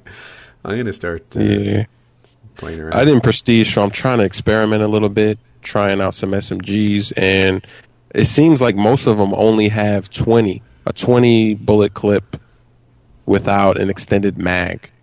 And I think that kind of ruins some of the SMGs. I don't know. Yeah, there's a couple that have 20. I want to say about half do, and then some have 30 and one has 32. Yeah, because I haven't tried them all yet, but I've noticed that a couple, it's like you have to use the extended mag if you want the 30 bullets. Yeah, extended mags. I don't know why they did that. I use extended mags a lot because I die when I reload too much. I don't know. Yeah. Maybe it's because I'm not killing people in 4 bullets. Like some guys are just magic, and their first 4 bullets fired seem to get the kill all the time. But I'm not one of them, so I'll find myself with half a clip and I want to reload it, and that can be dangerous. Especially now since they made it so loud. Yes, yeah, the reloading is crazy loud, and it's not slower really, but it just feels really dangerous and it gets me a lot. Have you messed around in the private matches and tweaked the pro perks any at all to see how they? I Hutch did actually. So I wasn't the guy controlling it, but I played Hutch a quick scoping match, and he changed the reticle so that it was tiny. They made it pretty much like you didn't need to aim down sights on a sniper because it went right where the thing was. And that's pretty neat. It's a neat customization that they added to the game. It was cool. Yeah, you can make sleight of hand go 400% faster, and it's when you press reload, it just pop, reload. It's done. It's ridiculous. One thing that Treyarch did that I really appreciate is you can save those modes in your file share. So now when I host a Game Battles game, I'll just grab say we're playing Demolition. I'll grab Demolition on Havana, change up the map if I need to, but all the game settings are there, and I don't have in all the previous Call of Duties, that was a major problem, trying to get all those settings right, dotting your I's, crossing your T's, all right, we need to have this and this, and all of a sudden you figure out you left a kill streak on and you lost the game unfairly because there's someone got to a spy plane. On Black Ops for competitive matches, you can just pull up the game rules and sort of invoke them. It's kind of nice. Yep. So the dual mag is, I guess, that's the best attachment. Or what do you guys think? I like extended mag. Yeah. What do you think, Kyle? I like the on the which gun? Oh. I like the silencer reflex combo. If I'm running AK-74U, I'm either going to run the grip or I'm going to run the extended mags. If I'm running the FAMAS, then I probably want the dual mag. If I'm running the AK-47, it's extended mag. It really depends on the gun. I like extended mags on most of the assault rifles because they've all got such good iron sights. Like the AUG, the AUG's iron sights are awesome. You don't need a red dot or anything like that on there. I need to give the AUG another try. It's the FAMAS. It's just the FAMAS with a different skin, maybe different rate of fire, but is it really good? I use the AUG in my 0 prestige a bunch. I didn't really have much luck with it, and I haven't given it another try. But you know how that goes. Yeah. You have a bad 5 or 6 games, and you're like, oh, this gun's terrible, and you move on. But sometimes that's really not enough. Yeah, I gave up on the AUG too. From long range, I was not doing what I wanted to. So I just kind of left it alone. I'll tell you what, like, and I said this a while back, and it's still my favorite assault rifle, and that's the FAL. I can get up on like on jungle. On jungle, I can get up in that little hut, and they'll be running across that field over there where the mines are, and I'll be picking off 2 or 3 of them at a time. It's just pop, pop, pop, pop, the, pop, pop, the pop. hut over Bravo. Yeah. On D-Dom? Yeah, I know that. They got no chance. Like they'll spray me with a FAMAS or something, and it's just losing all of its damage over that range. My FAL is still 2-shot. I used to own that hut when the game first came out, and it was like instant good game. Jungle would come up, I'd sit in the hut, and if you tried to approach me from C or around that path, you were done with. If you tried to like take Bravo, you were just a fish in a barrel. I'd shoot down at you. Now, everyone has the counter lines of sight to that hut so mapped out. Like, you're in that hut, then all of a sudden some guy's on the cliff pwning you. You get a kill or two in the hut, and then some guy has some spot all the way down by the other hut on the other side of the bridge and trail, and he's picking you off. And it's like, damn, man, people have figured out how to counter the hut. I stand on the right side of the hut and shoot them through the trees as they come down the trail. I've done that. Just get up on the rock. That's all you got to do. Just get up on the rock. Yeah, too many people like to go to the rock, though. Yeah, and there's a hut on the edge of the map near, I guess, Adom. I don't know, not too far from Adom, with the ladder on it, and it has a nice counter sight from the rock. And you can just take him down. But the AK-47 is really good. I just started using it with a silencer. I actually haven't been using silencers much, but I just started dual mag silencer. I think the AK-47 one of the best guns. When I look at my stats, I think I have my highest KD with it, but I haven't played as many games with it, so I don't know if that would level out. So I used to have a 4 KD with it. Real controllable recoil. Real controllable. Yeah, that's if they would make a gun that had 40 points of damage that stayed on target, that would be the one I'd use all the time. But that'd be Commando. Commando's one I use a lot. I stopped using the Commando. So my subs all fuss at me if I use like the same gun 2 videos in a row, so I switch them out a lot. But the Commando's one of my favorites. You guys want to talk about WikiLeaks? Yeah, but I got a quick question first. That's has nothing to do with the podcast. How much money can I send with a verified PayPal account at one time? Don't know. A lot. That's such an with an unverified, right? I think only. I've got a lot of money to transfer. Or it's not. See, I need somebody's trying to send me a lot of money and they can't because I'm not verified. But I just got verified. I'm still. Oh, verified? I think it's like $100 unverified. No, it's not that. I think it's more. I think it's like either 300 or 500. Yeah, no, it's more than that because Machinima's been paying me. Oh, might be $10,000 then. All right, I must. Okay, I went over $10,000 then because this guy can't send me the rest of this money. So I normally don't talk about the stream because, like I said earlier, we get feedback. Some guy wrote, Woody, you have a large misunderstanding on the KD weapon stats. They are the amount of deaths by that gun to the amount of kills you've gotten with it. What does he think I think KD is? I think he's talking about DK. It's a completely different stat. It has nothing to do with KD. DK is completely different. Does he think is Black Ops my first Call of Duty? Am I so freaking new at this that I don't know what a KD is? Oh, I get that the other day. I don't know if you noticed. I titled a video Modern Warfare 3 Justin Bieber. And if you listen to the commentary, I pitched the idea for the new Call of Duty where it's Modern Warfare 3 and the whole game is you invading a Justin Bieber concert, taking him hostage, and eventually killing him. So that's my idea for the new Call of Duty. This guy goes, it's not called Modern Warfare 3, dumbass. It's called Black Ops. Nice. I just reply back, I stand corrected. like he didn't notice the video had like 80,000 views and maybe that wasn't my first video. I don't know. So how long were people fooled that you weren't FPS Russia? They still are. You should go to my comment box. I disable comments when I post an FPS Kyle video because they're like, get rid of the American guy. We hate him. Bring back the Russian. Like, I'm tired of this shit. I'm blocking these fools left and right. I'm like, I just got to let it go. Just let it go. Yeah. I know that like 50,000 of these people like me. 50,000 of them like, probably 80,000 of them like him. There's 20,000 at least that hate him. That are like, Kyle, stop doing that. Like you. silly. Yeah. Like in one of the videos you put up, you kind of explained it. You said, you know what, Yeah. FPS Russia does the like entertainment driven stuff. FPS Kyle does a lot of the like knowledge and tactics type stuff. And there you have it. This is the channel. And if people don't get it, Yeah. people are silly. So I don't know if you guys already talked about this, but we know Kyle can do this. Let's say if Woody's gamer tags he didn't exist on YouTube and Wings of Redemption, would you be able to start now and do this all over again? Get back to where you are? But you said You you know think you could Kyle do that? can do it. Are you saying that because FPS Russia did so well? Yeah. Because FPS. Kyle, he's basically already done it. Well, I got See, help from Woody and Wings though. Yeah, I was Like- going to say like- Woody Wings and Like that we guy got who the champs, Muzzafuzza. Like part of the reason that FPS Russia got off to his blazing start was that FPS Kyle had developed the network. And you know, so like I had a video on we put a video on Wings and Woody's channel, and then the next week I put one on that guy who camps channel, and the one on that guy who camps channel got 600,000 views, and yeah, that thing and went Yeah. crazy.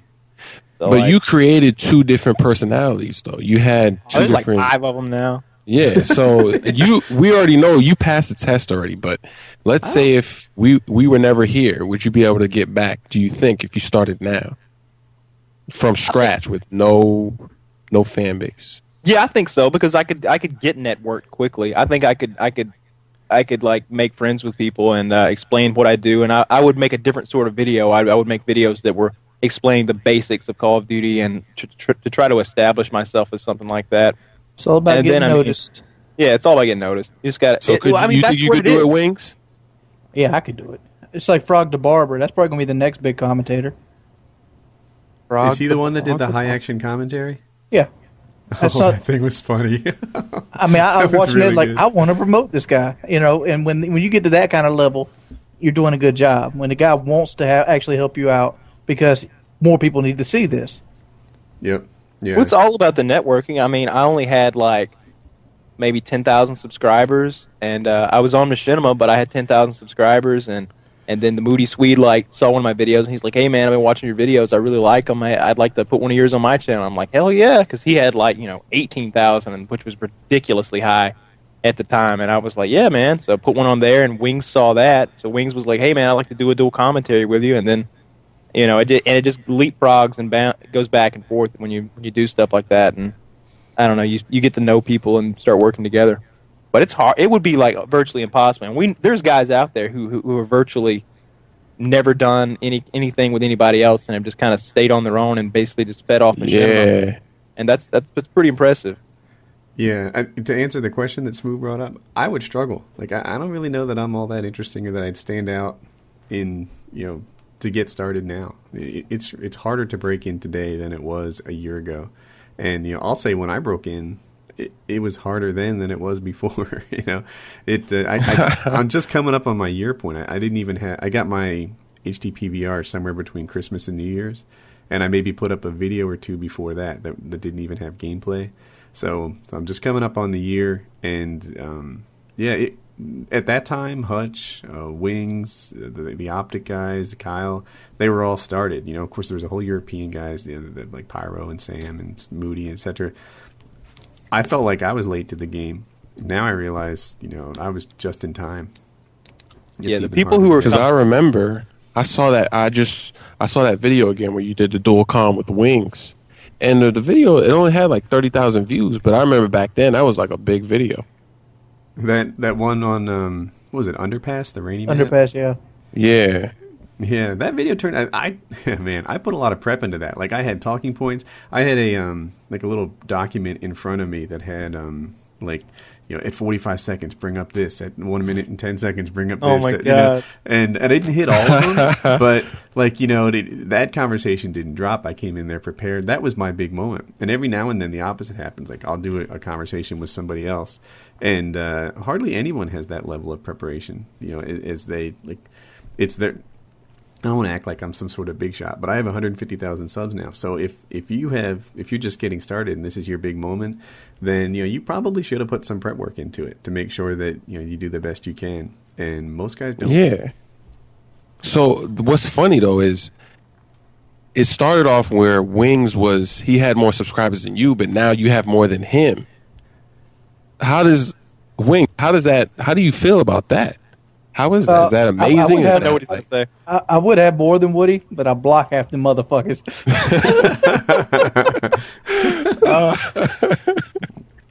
The thing is, and I mean, I gotta agree with him here. Like, if Wings didn't block anybody ever, if he had never blocked anybody and he just didn't look at his comment box, he uploaded the video. If he uploaded a video, then he went outside and like had a beer, came back, played some more Call of Duty, and uploaded another video, and never even knew what a comment box was. Oh man, yeah, he'd be up there much bigger. Yeah. So how many people do you have blocked? I broke 12,000 the other day. Wow. And like 12,000 doesn't sound like that many, but like you got to keep in mind how viral one subscriber can be. You know, like 1,000 subscribers is gonna an extra 1,000 subscribers can get you over that edge where you're the most rated video on YouTube that day. As it says right now, I've got 110,000 unsubscribes. Yeah, that's how do you know about your unsubscribes? How do you know that? You can check it out. Yeah, I can walk you through that. Is that number? Did we determine that one day when? No, it didn't work that way because Kyle looked at his and he doesn't have nowhere near the amount. Yeah, I got like 6,000. Oh, okay, yeah. So you do have a lot of unsubs, but some of those subs might be. All right, so when this is over, you got to show me that. Yeah, I'll show you that. But yeah, my channel grows a lot. I'm pretty, I'm really happy with how well it's done. Yeah, you are. You're going fast. But that in the YouTube community, for those of you who don't really know, there's like more than one way to like stack rank the pecking order, and one of them is subs. The other is like playing ability. So like a good example to me is XCal. Like I have a lot more subs than XCal, but I consider myself sort of lower than him on the pecking order because that guy is a beast at the game. And so whatever. I don't know, just popped into my head. I've been watching his zombie gameplay. That's some good shit. Yeah. These zombies, they keep asking me for zombies. I was playing zombies when the podcast started. Right? Well, I challenge anyone on my friends list. I guess it's pretty much everybody on YouTube mostly. Beat my score on Der Nachter Totem or whatever the hell it is. The zombie theater. I got to level 29. See if you can beat that. Oh. Yeah, I'd like to do a zombies video. And I have two ideas. One, we could either try to get some really hilarious in-game commentary where people do stupid stuff and see how fun we can make that. Or two, just use zombies as a backdrop to kind of like a mini podcast or something like that. Mercadurka did that once. I thought it worked out pretty well. But yeah, Zombies doesn't strike me as a real spectator game. It's got to be something else bringing the entertainment. Like, I'll watch an uncommentated Sandy Ravage game just because the watching is the point. It's incredible. But, I don't care how beastly you are at zombies. That thing is a little slow-paced. Watching you walk backwards, go for headshots with a pistol or, whatever, dude. That's young. I'd rather watch paint dry than play zombies. Dude, that shit is fun, man. Dude. That's so much fun. It's so challenging. It's so much fun, just like listening to a Lil Wayne album.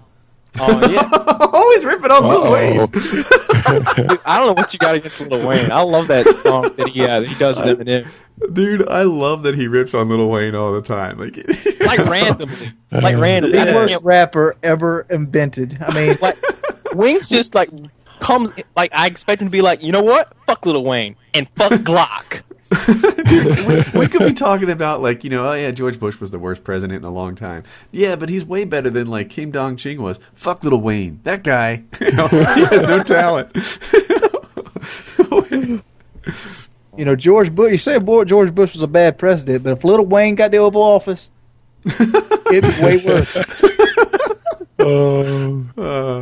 I think George Bush did a pretty good job at you notice we didn't have any terrorist attacks during George Bush's tenure after 9/11. I'll say this about George Bush. You notice we didn't have any terrorist attacks during the Bill Clinton administration? Well, at the very end, right? We had they did the World Trade Center thing.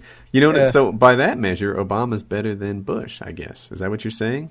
Yeah, because Obama hadn't had a terrorist attack by this time. Yeah, let alone the worst. He's only been in for 2 years. What, 2-3 years? So his run's longer than Bush's was. Yeah, Bush was a year in office. So I think Kyle's a closet Obama fan, given that he measures people by how long they can go without a terrorist attack. Damn.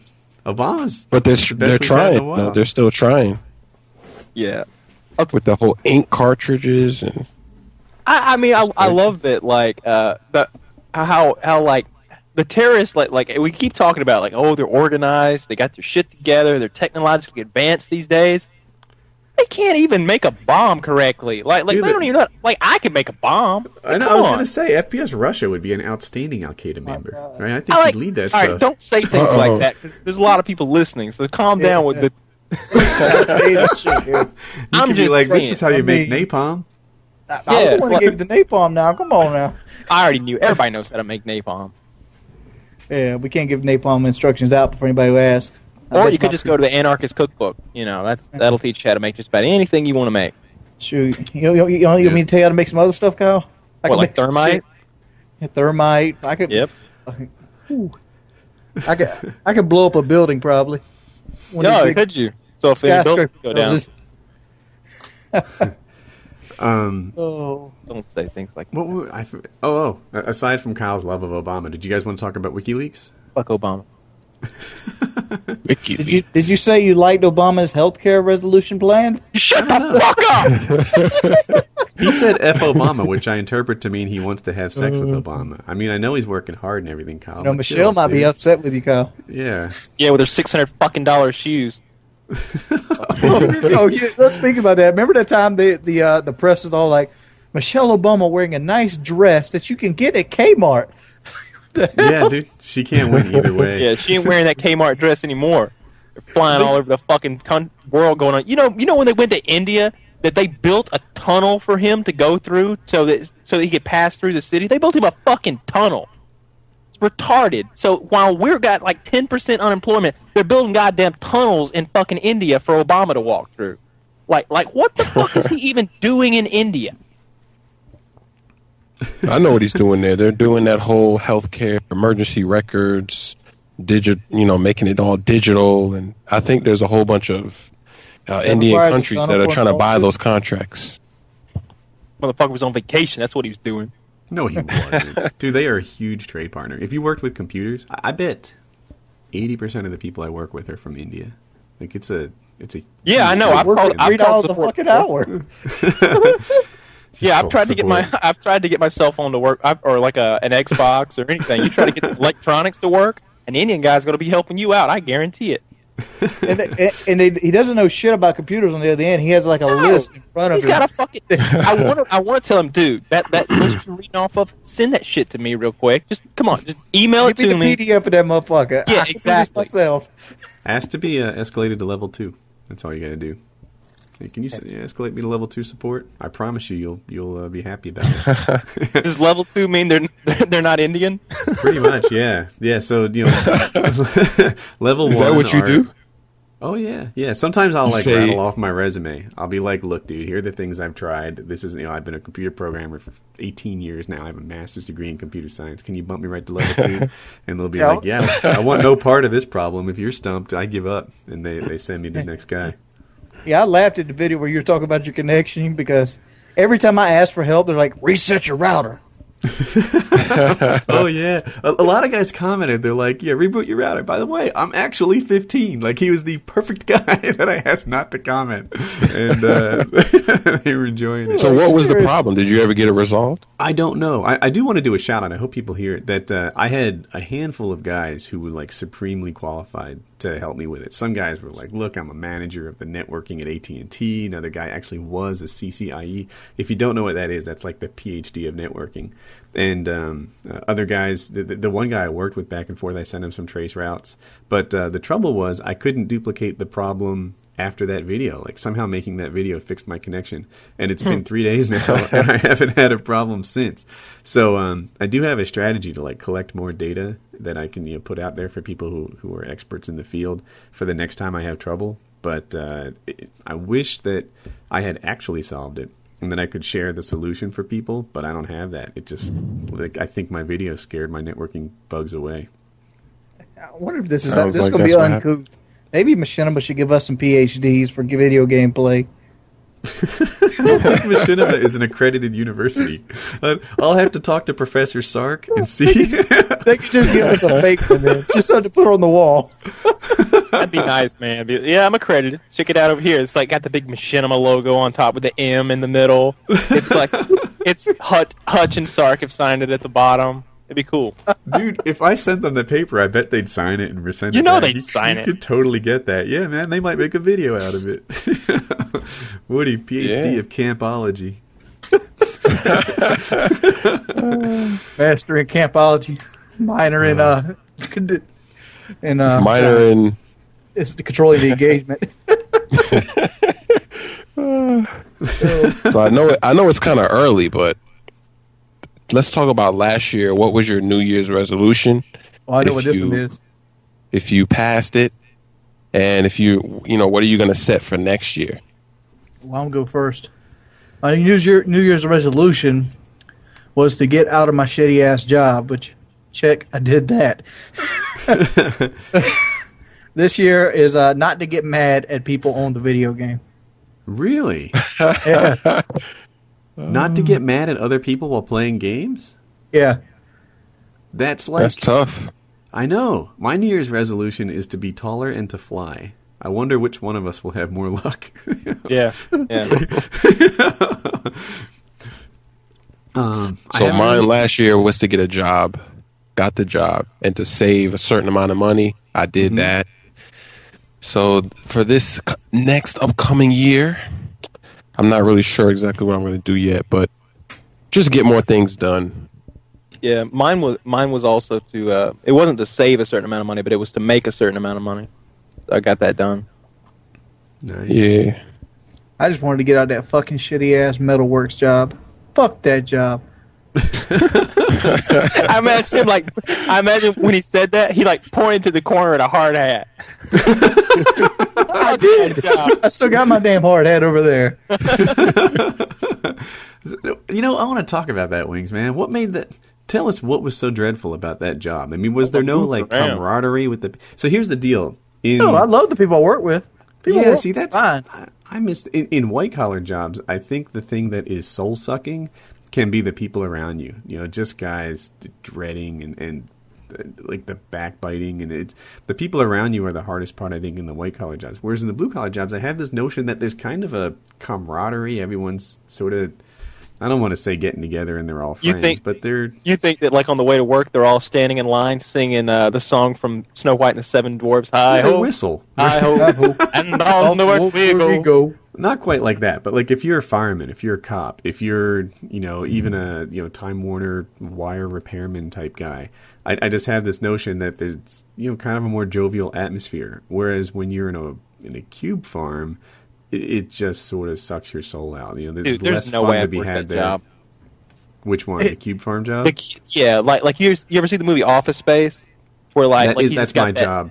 Yeah, man, that is I would be shot some motherfuckers. That Office Space movie parallels my career. Not completely, but man, oh man, I have so much in common with the people in that Man, oh man, all that schooling I did to get all of this. It's like that movie's Playboy calendar on the wall, dude. And I'm like, reports. I have young guys asking me how I retained my sense of self, right? Like, if you go to my office, there is identical cube after cube after cube. And then you find mine. The thing looks like a den. I've got a couch in there. I've got myself one of those globes. I decorated it. I've got some vases, some pictures. And it looks much like the Brady Bunch's dad, Dan, or something. I should take some pictures of my cube. People come in and hang out on my couch and just sort of chill in my cube. And it's tiny, but I took the file cabinets. I'm like, I don't need file cabinets. I don't need this. And I took all my furniture and dumped it into some intern's cube and made some space for the couch and the globe. There's some intern over there living in like a 3x3 cell. I get to go to work. They make more money, huh? Yeah, man. So but so I spent so much. Another thing I did is I went to the empty cubes around my floor and I rated all their lights. So I have literally 6 times as much lighting in my cube as the other people do. And so now the senior status coming in here. So the intern is over there in a 3x3 cube with no lighting. I'd be friends with him. He's the one coming to work with the 12 gauge. I'm the boss, I'm baby. gonna take him out for a cup of coffee on the lunch hour. Absolutely. No, you know, they man, just need- if you ever just feel like you just can't take it anymore and you're just gonna snap, give me a Call me. call I got some first. sick days to burn. Yeah, call me. That'll be my day off. He's like, you know what, man? I'm gonna do that for you. Thanks. And then he looks at you all serious. Don't come into work tomorrow. You're like, no problem. But Really? the thing with my job was they expected you to work. Oh, They did? shit. Every Son of a gun, man. No. It's not like they gave you 40 hours. We worked standard on an average week was 48 hours. That was the minimum week you could work, That and include was your lunch? swing shift. And generally, that 48 transmuted right into a 60 or 70 hour work week, almost every week. That's a lot. You know why they do that? So they don't have to pay double benefits, right? If they get you to work double hours, their benefit costs are the same. Yeah. And it was ridiculous, dude. I worked that shit for almost 5 years. See, a lot of people don't like. If you haven't worked 80-hour weeks, is that wings? I think you're making noise. If you haven't done that, like I have, I've worked big hours before, even bigger than that. You know, I've done my 110 and 120-hour weeks. For me, it wasn't so much that that I was tired. Like I did get enough sleep to survive. You're just burned out. Just burned out. You're like, what am I doing? Nothing is fun. Nothing is good in life because I spend all my time working, and yeah, it's dreadful. So I wonder if the problem was the big hours you work, not so much the task. Yeah, it was the big hours I worked. That was plain and simple. That was it. I could not stand working that many hours, and you never were guaranteed like a weekend off. You generally get a week, like a day off in the middle of the day. Like when you did get a day off, let's say we came off night shift at 7 a.m. Our day off is then. All right, so we go home. Wow. So let's say we go to work on a Monday night and we get off on a Tuesday morning. Tuesday's our day off, and we got to be back at work Wednesday morning at 7. It was like, fuck you, dude. Fuck everything about fuck these customers. Hire some motherfuckers. And what did you do? Like what did you do during the course of a day? Basically I worked in the QC lab. I'd basically take samples of metal, So and I'd QC go in means and quality control. quality control. Yeah, basically I can't really go into details about it because I signed what you call confidential forms. Mm-hmm. But basically we had this metal, and I tested for like the brittle of the metal, how strong the metal is, how good it is with magnetics wise, and basically on the computer read off basically what I needed to do, how much boron, how much silicon, how much metal needed to go into it, and how bad it was off from our formula. We had like a set standard of formula that the metal had to go into. If we went too high, we were in somebody else's royalty chart. If we went too low, we were in somebody else's royalty chart, and we'd have to pay royalties to sell that metal. And basically did that, and then I had to actually go add the stuff to the melter itself. And then I'd have to pour the melter into the hole furnace. Oh, wait, so they were trying not to make the same blend of steel that 2 other people had? Yeah. That's retarded, so they're trying to be like right in the middle. Oh, man, that's such a ripoff. That seems legit to me. What's the margin of error? What's the margin of error, though? Oh, it's 0.30. It's allowed. Very, very, very small. They should make it a higher margin of error. Like if I invented like I can't actually give you the numbers. I'd probably have a lawsuit. I don't know what I'd do it anyway. But if I invented some kind of like chromium steel that's like whatever, like I don't want somebody else being like, yeah, so I invented chromium steel, but it's got some pepper on top. Excuse me, sir.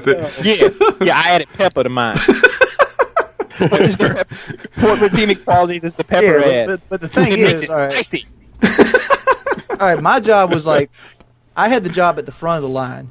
So whoever has the job at the front of the line in a factory generally gets blamed for the next guy in line if something's messed up. Like if the metal's running bad, because we cast it. We did it on a casting wheel. And if the metal's running bad, I got yelled at it for it every time. And you're doing this and you're working 70 hours a week, you're just burning up inside wanting to cuss at a motherfucker. So is that what you do? Is that what you do when you're playing the game? You use all that frustration from all those years? Yeah, dude. Scream at your teammates? I was at one point I was planning my route which way I'd walk through the place with guns. I'd gotten that far. Hey, this is off topic. Did anybody hear about the like, I guess alien life form that they found in that mud lake or whatever? Oh, the one that was arsenic based instead of whatever we are, carbon based. Yeah, I didn't see that. Yeah, NASA discovered it, but I didn't know that it was alien life form. I thought it was.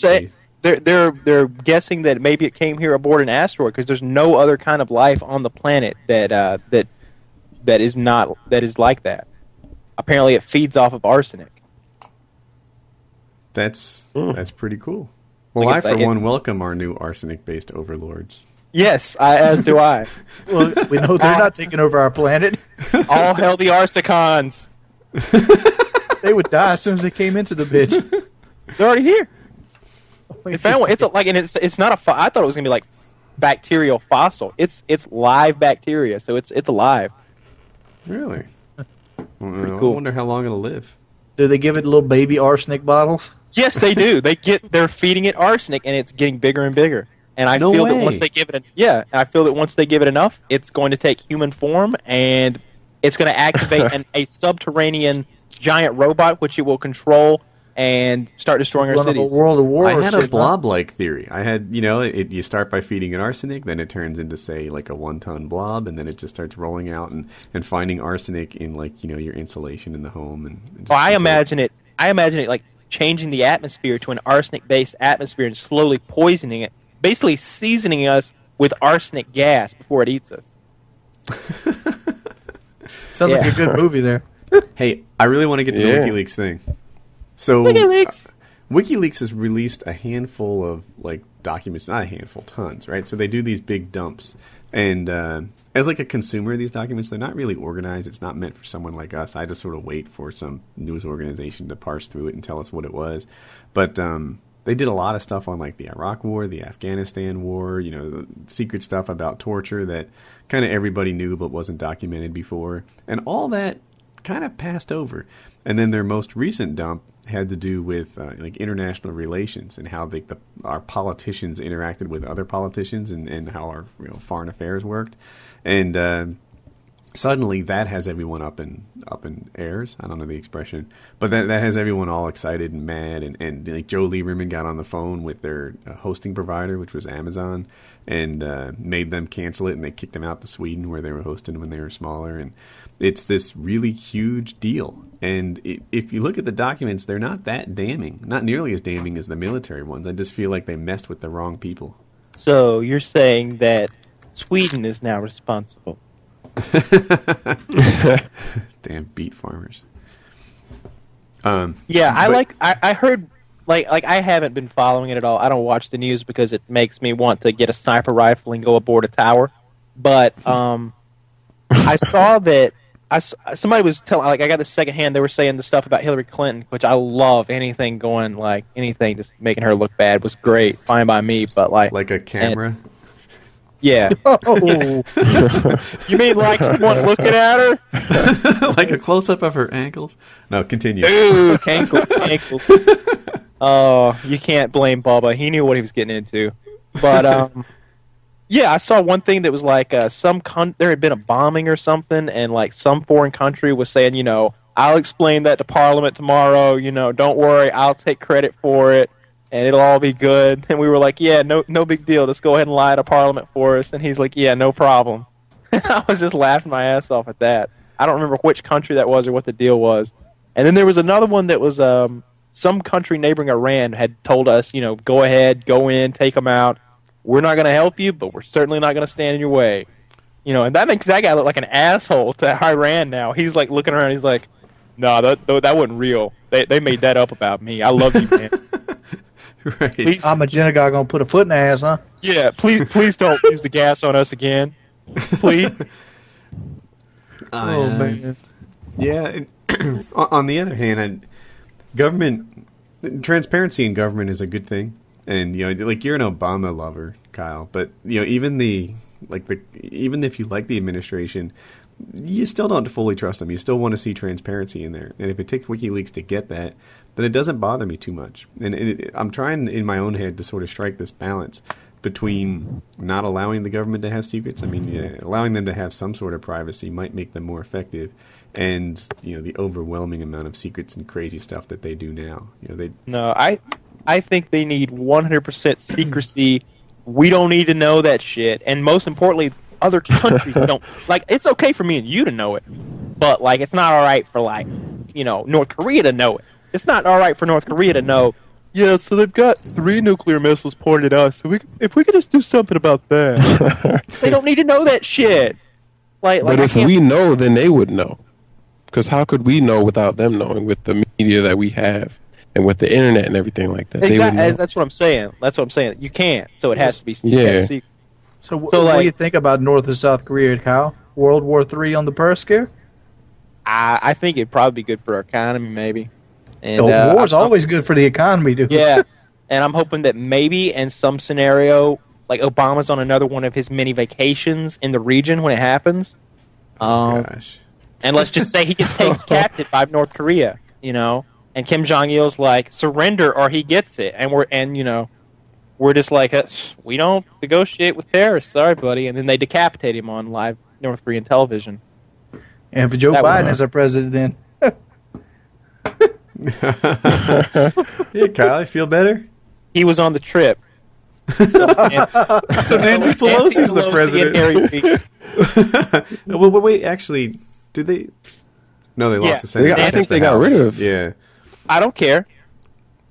Nancy Pelosi, Harry Reid, Rosie O'Donnell, and Matt Damon. They were all there. Oh, and Sean Penn. I don't even know who fourth in line for the presidency is. I think it's one you wouldn't predict, like the Secretary of Agriculture. It's Sean Penn. That's why I think. Kyle's like, Kim Jong-il, go ahead and make my wish. Christmas coming up. Let's kill all 3 of them. But, yeah, dude, this is a big, serious thing. Like, South Korea, last time I was there, they were thinking about retaliating for the actual artillery strikes that was put against their military little training exercise or war games. And the reason I'm so worried about it is because my brother, he just recently got deployed on another tour in Iraq. And, all of a sudden, if the DMZ lights up, they're shipping them guys out of Iraq right over there. That Iraq war doesn't happen no more. That DMZ lighting up is like it feels more and more like a possibility, doesn't it? I mean, North Korea is literally bombing South Korea. Yeah, they're literally hitting them with shells and ready to do it again. Apparently, they have intelligence that they intend to do it again. Like, that's what I'm reading. And this is not a small thing. I mean, they're provoking a war. I don't know why they want it, but they seem to actually want this war. And with North Korea, so most countries, at least publicly, speak kind of softly. And North Korea is the opposite. Publicly, they're like, yeah, we bombed you, and we'll bomb you again, and we'll bomb you anytime we feel like it. We're the most powerful country in the world. Yeah, it's like, the great sword of North Korea shall fall upon you. Your leaders shall be decapitated, your women enslaved, and your children destroyed. We shall wipe you from the earth, salt your fields, and lay waste. I look at North Korea like this. They're like that little kid that has the big friend. Is China their big friend? Yeah, China is their big friend. Yeah. China is their most notable ally.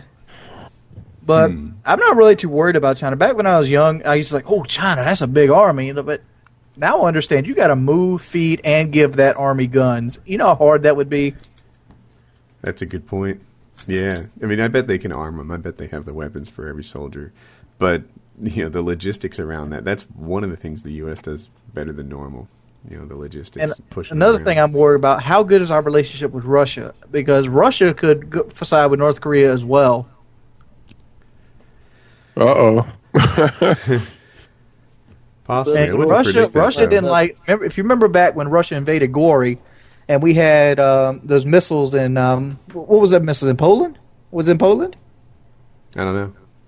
We had missile silos in Poland to kind of protect against air defense on Russia, and they told us if they wanted to pull out of Gori, we had to move those missile silos. And we're kind of... Our relationship with Russia is kind of sketchy. I mean... Yep. If North Korea attacks South Korea and we back them up like we will do, and then that determines our relationship with China. China right now is at a different stage of point than they were in the Korean War. Now America is a large part of China's economy. China's now getting cars, guns, the internets, all these things, and all this American economy is leaking into China. and we owe China a lot of money. And that kind of brings me to a standstill. Will China attack America since we're their best customer? It's like somebody cutting their best customer's head off. I just pray that none of this happens in the next 2 years so that President Palin can lead us through our hard times. Oh, my God. No, If we could just get her on board, I'm sure that she has the vision to... can you see her staring down Putin and, putting him in his place? We'll have Dude, if we voted Palin in, Russia would attack us out of spite because they think they need. They'd do us a favor. Like, look, we'll lead you. We're good to go. I mean, but that brings all the questions. Like, how good of a relationship have we built with China? Will they overlook North Korea? Will they sell North Korea out? If I was China and North Korea wanted to sling their dicks out, you're on your own, and let North Korea get crushed by the United States Army. So, with the Cold War, the U.S. and Russia both had this nuclear deterrent. If you bomb us, we bomb you. That's your big problem. With China, do we have the economic deterrent? If you bomb us, we're not paying back that $1 trillion. Yeah, that's what I was thinking. I'm like, that's like, fuck you. That money's ours now. We stealing that shit. I'm telling you, if I owe you money and you hit me, I don't owe you money anymore. Yeah, exactly. And we're going to start buying from Japan again. Fuck you. Heaven forbid we make it, right? We've got an alternative supplier lined up already. India's got plenty of labor. They've got 1 billion people as well. We'll buy it there. Heaven forbid we make it. The people getting it worse is probably going to be the United Kingdom because we're going to drag their ass along into a war. Yeah. So China has stated they're with us, not North Korea. I wonder how much of that is posturing. We need WikiLeaks to release their stuff, and then someone who can read it. You see, the difference is if somebody did that shit in China, we would never hear about it because them and their family would all be burned alive or something. They handle this shit. I'm worried about what Russia's going to do because Russia is a superpower, and Russia's a big enough superpower to handle all of NATO.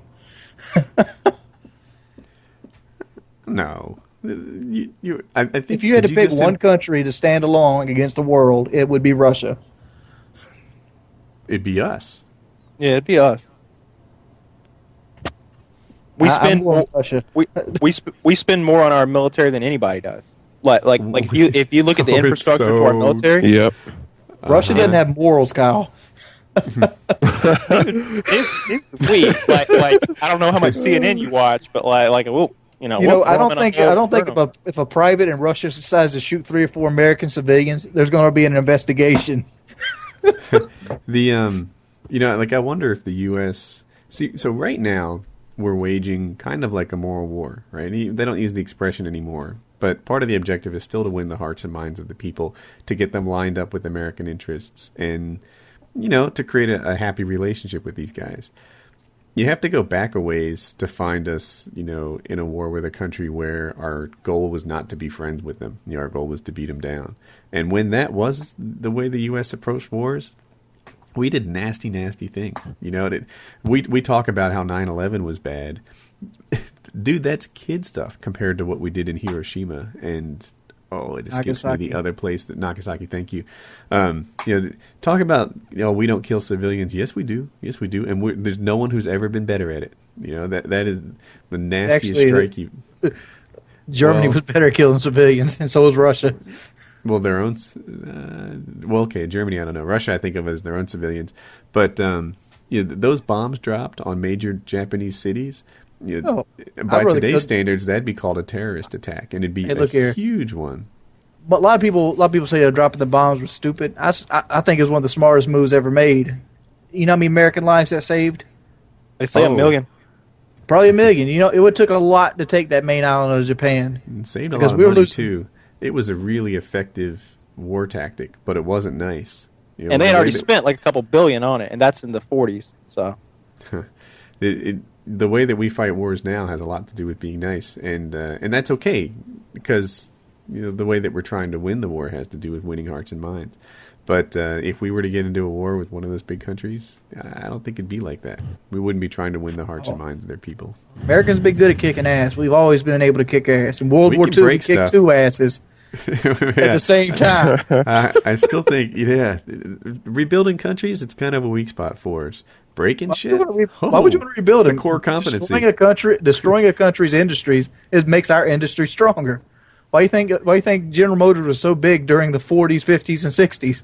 Japan didn't have a car industry. We bombed the shit out of it. Yep. So the next WikiLeaks is about banking. Did you guys hear that too? Apparently they have this huge stockpile. It's even affecting their stock prices. I think Bank of America in particular is the one that's been knocked down. God damn it! Because oh, that's right. Kyle has a 2/3 interest in Bank of America. They the stock has dropped because they think that the internal documents they're about to expose are going to show illegal things, bad dealings, bad morality, and when they do that, I wonder if the pressure off of this guy. If I was him, I'd release it right away. I'd be like, yeah, that whole international relations thing, that's yesterday's news. Let's talk about banks, and that'd be cool. I got one more thing about this thing. What happens if we invade North Korea and China, sails them down the river, the North Korea nukes China? Then China nukes North Korea. No, I'm saying North Korea just does it because their whole country's going down, and they know it, and they're mad, and they just nuke China for not helping them. Be fucked I think up. China would nuke North Korea. Like when China took out a satellite, and apparently that created all kinds of international problems because having debris in space is a big deal. So, China has now more debris in space than all the other countries, and that's because they just broke something and left it scattered around. I don't think China really cares about international opinion, and they would, to get their retaliation nuke, they would have to. Just imagine that. We have everybody in China. This is the site of the Chinese nuke. Right. They'd be like, why am I bald now? Yeah. Because I don't think North Korea has a transport system capable of reaching the United States. But I know they can reach China. They'd be more likely to hit South Korea. Yeah. That's just crazy. You'd need to send in special forces teams the day before to try to knock out any missile sites they had. Make a good Call of Duty game. Better than the Justin Bieber based Call of Duty game? No, that'd be the best game ever. That's the top of the line right there. All right. So I'm going to check my Twitter. I asked people to give me good ads for good ads for what? For crank calls. Uh-oh. Yeah, man. Kyle. So here were the requirements. I asked that they preferably be West Coast, so it's earlier in the day, that they have a phone number, and that they have to be funny, right? That it can't be like I remember Kyle one time called someone out for doing metal sheds in their ads. So that's not really. But here's bleeding edge golf dolls, creepy dolls that they're selling for little girls. It's in Los Angeles, and it has a phone number on it. So that's a candidate, fuck? Kyle. Yeah. They're selling. Kyle, he did really good last week. Yeah, Kyle's got it. That was a really good one. Oh, here's one for cloth diapers. You down, Kyle?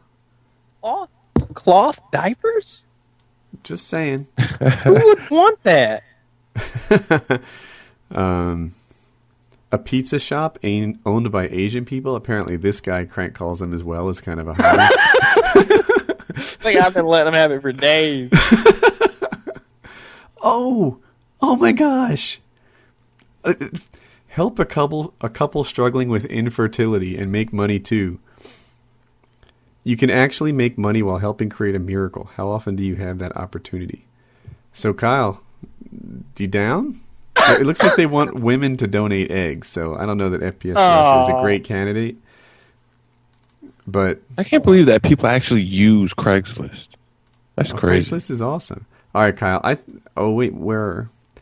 It's a business, so they might likely be closed. All right. So do you? I'm sorry, this is going a little slow. It's the nature of it, but I want to get at least one crank call in the podcast because Kyle's got a gift. Checking my tweets. Prank call the Mormons. You down? The Mormons. Just Mormons in general. Okay. Yeah, I'll do it. All right. It takes me a second to do the phone number. What is it, just the number sign and then the phone number itself? It's the plus sign. Right. I said it wrong, but I meant it right.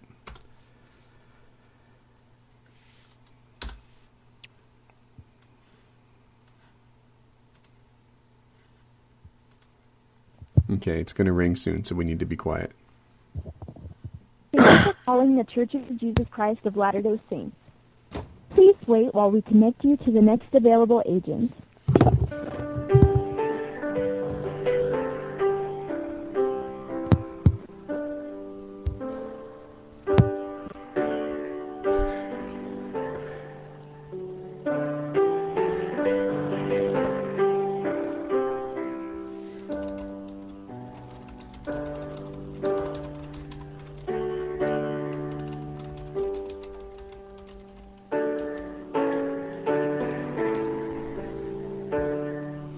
I'm digging the music.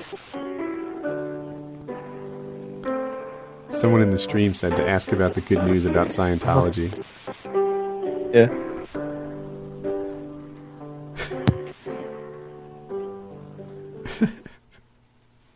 Please continue to hold for the next available agent, or press 1 to leave a message. If only this were Lil Wayne. Throw dirt on me and grow a wildflower.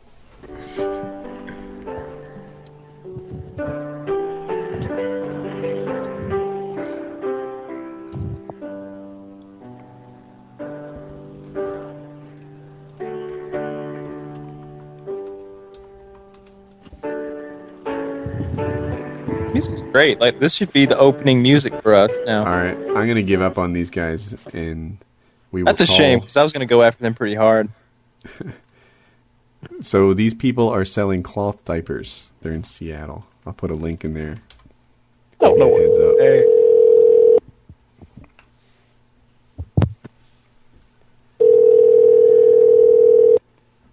Hello? Hey there, I saw your ad on Craigslist. Which one? The one for the diapers. Okay, hold on just 1 second. Let me get you my wife. Hello? Hello. I saw your ad on Craigslist about the diapers. Yes. What size are they? Size medium for approximately 15 to 30 pounds. Wow, they'll hold 15 or 30 pounds worth. That's a big diaper. Yeah. So I think six months to 30 months, I think, is what the Fuzzy Buns website said. Wow, so the diaper lasts for that long?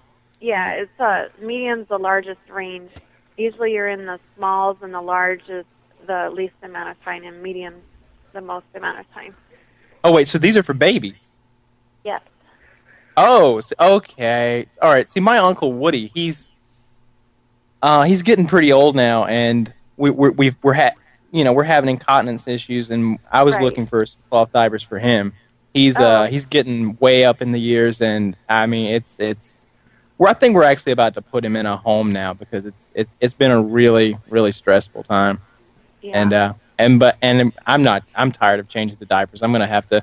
I've gotten my Mexican gardener to do it before, but he charges like $100 a day to do that stuff, and like, I mean, $20 to cut the grass, but $100 to change diapers. It just didn't make any sense. Yeah. All right. Well, I just wanted to.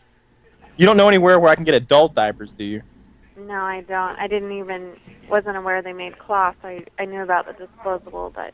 Yeah, see, that's the thing. I mean, I figure if I'm going to have Javier doing this, then they might as well be cloth diapers so I could at least save some money that way. Who are you talking to? Shut up, Woody! Is that your mother? Woody! I'm on the phone looking for diapers for you again. Just shut up. I'll be in there in a minute. Don't you talk to me like that!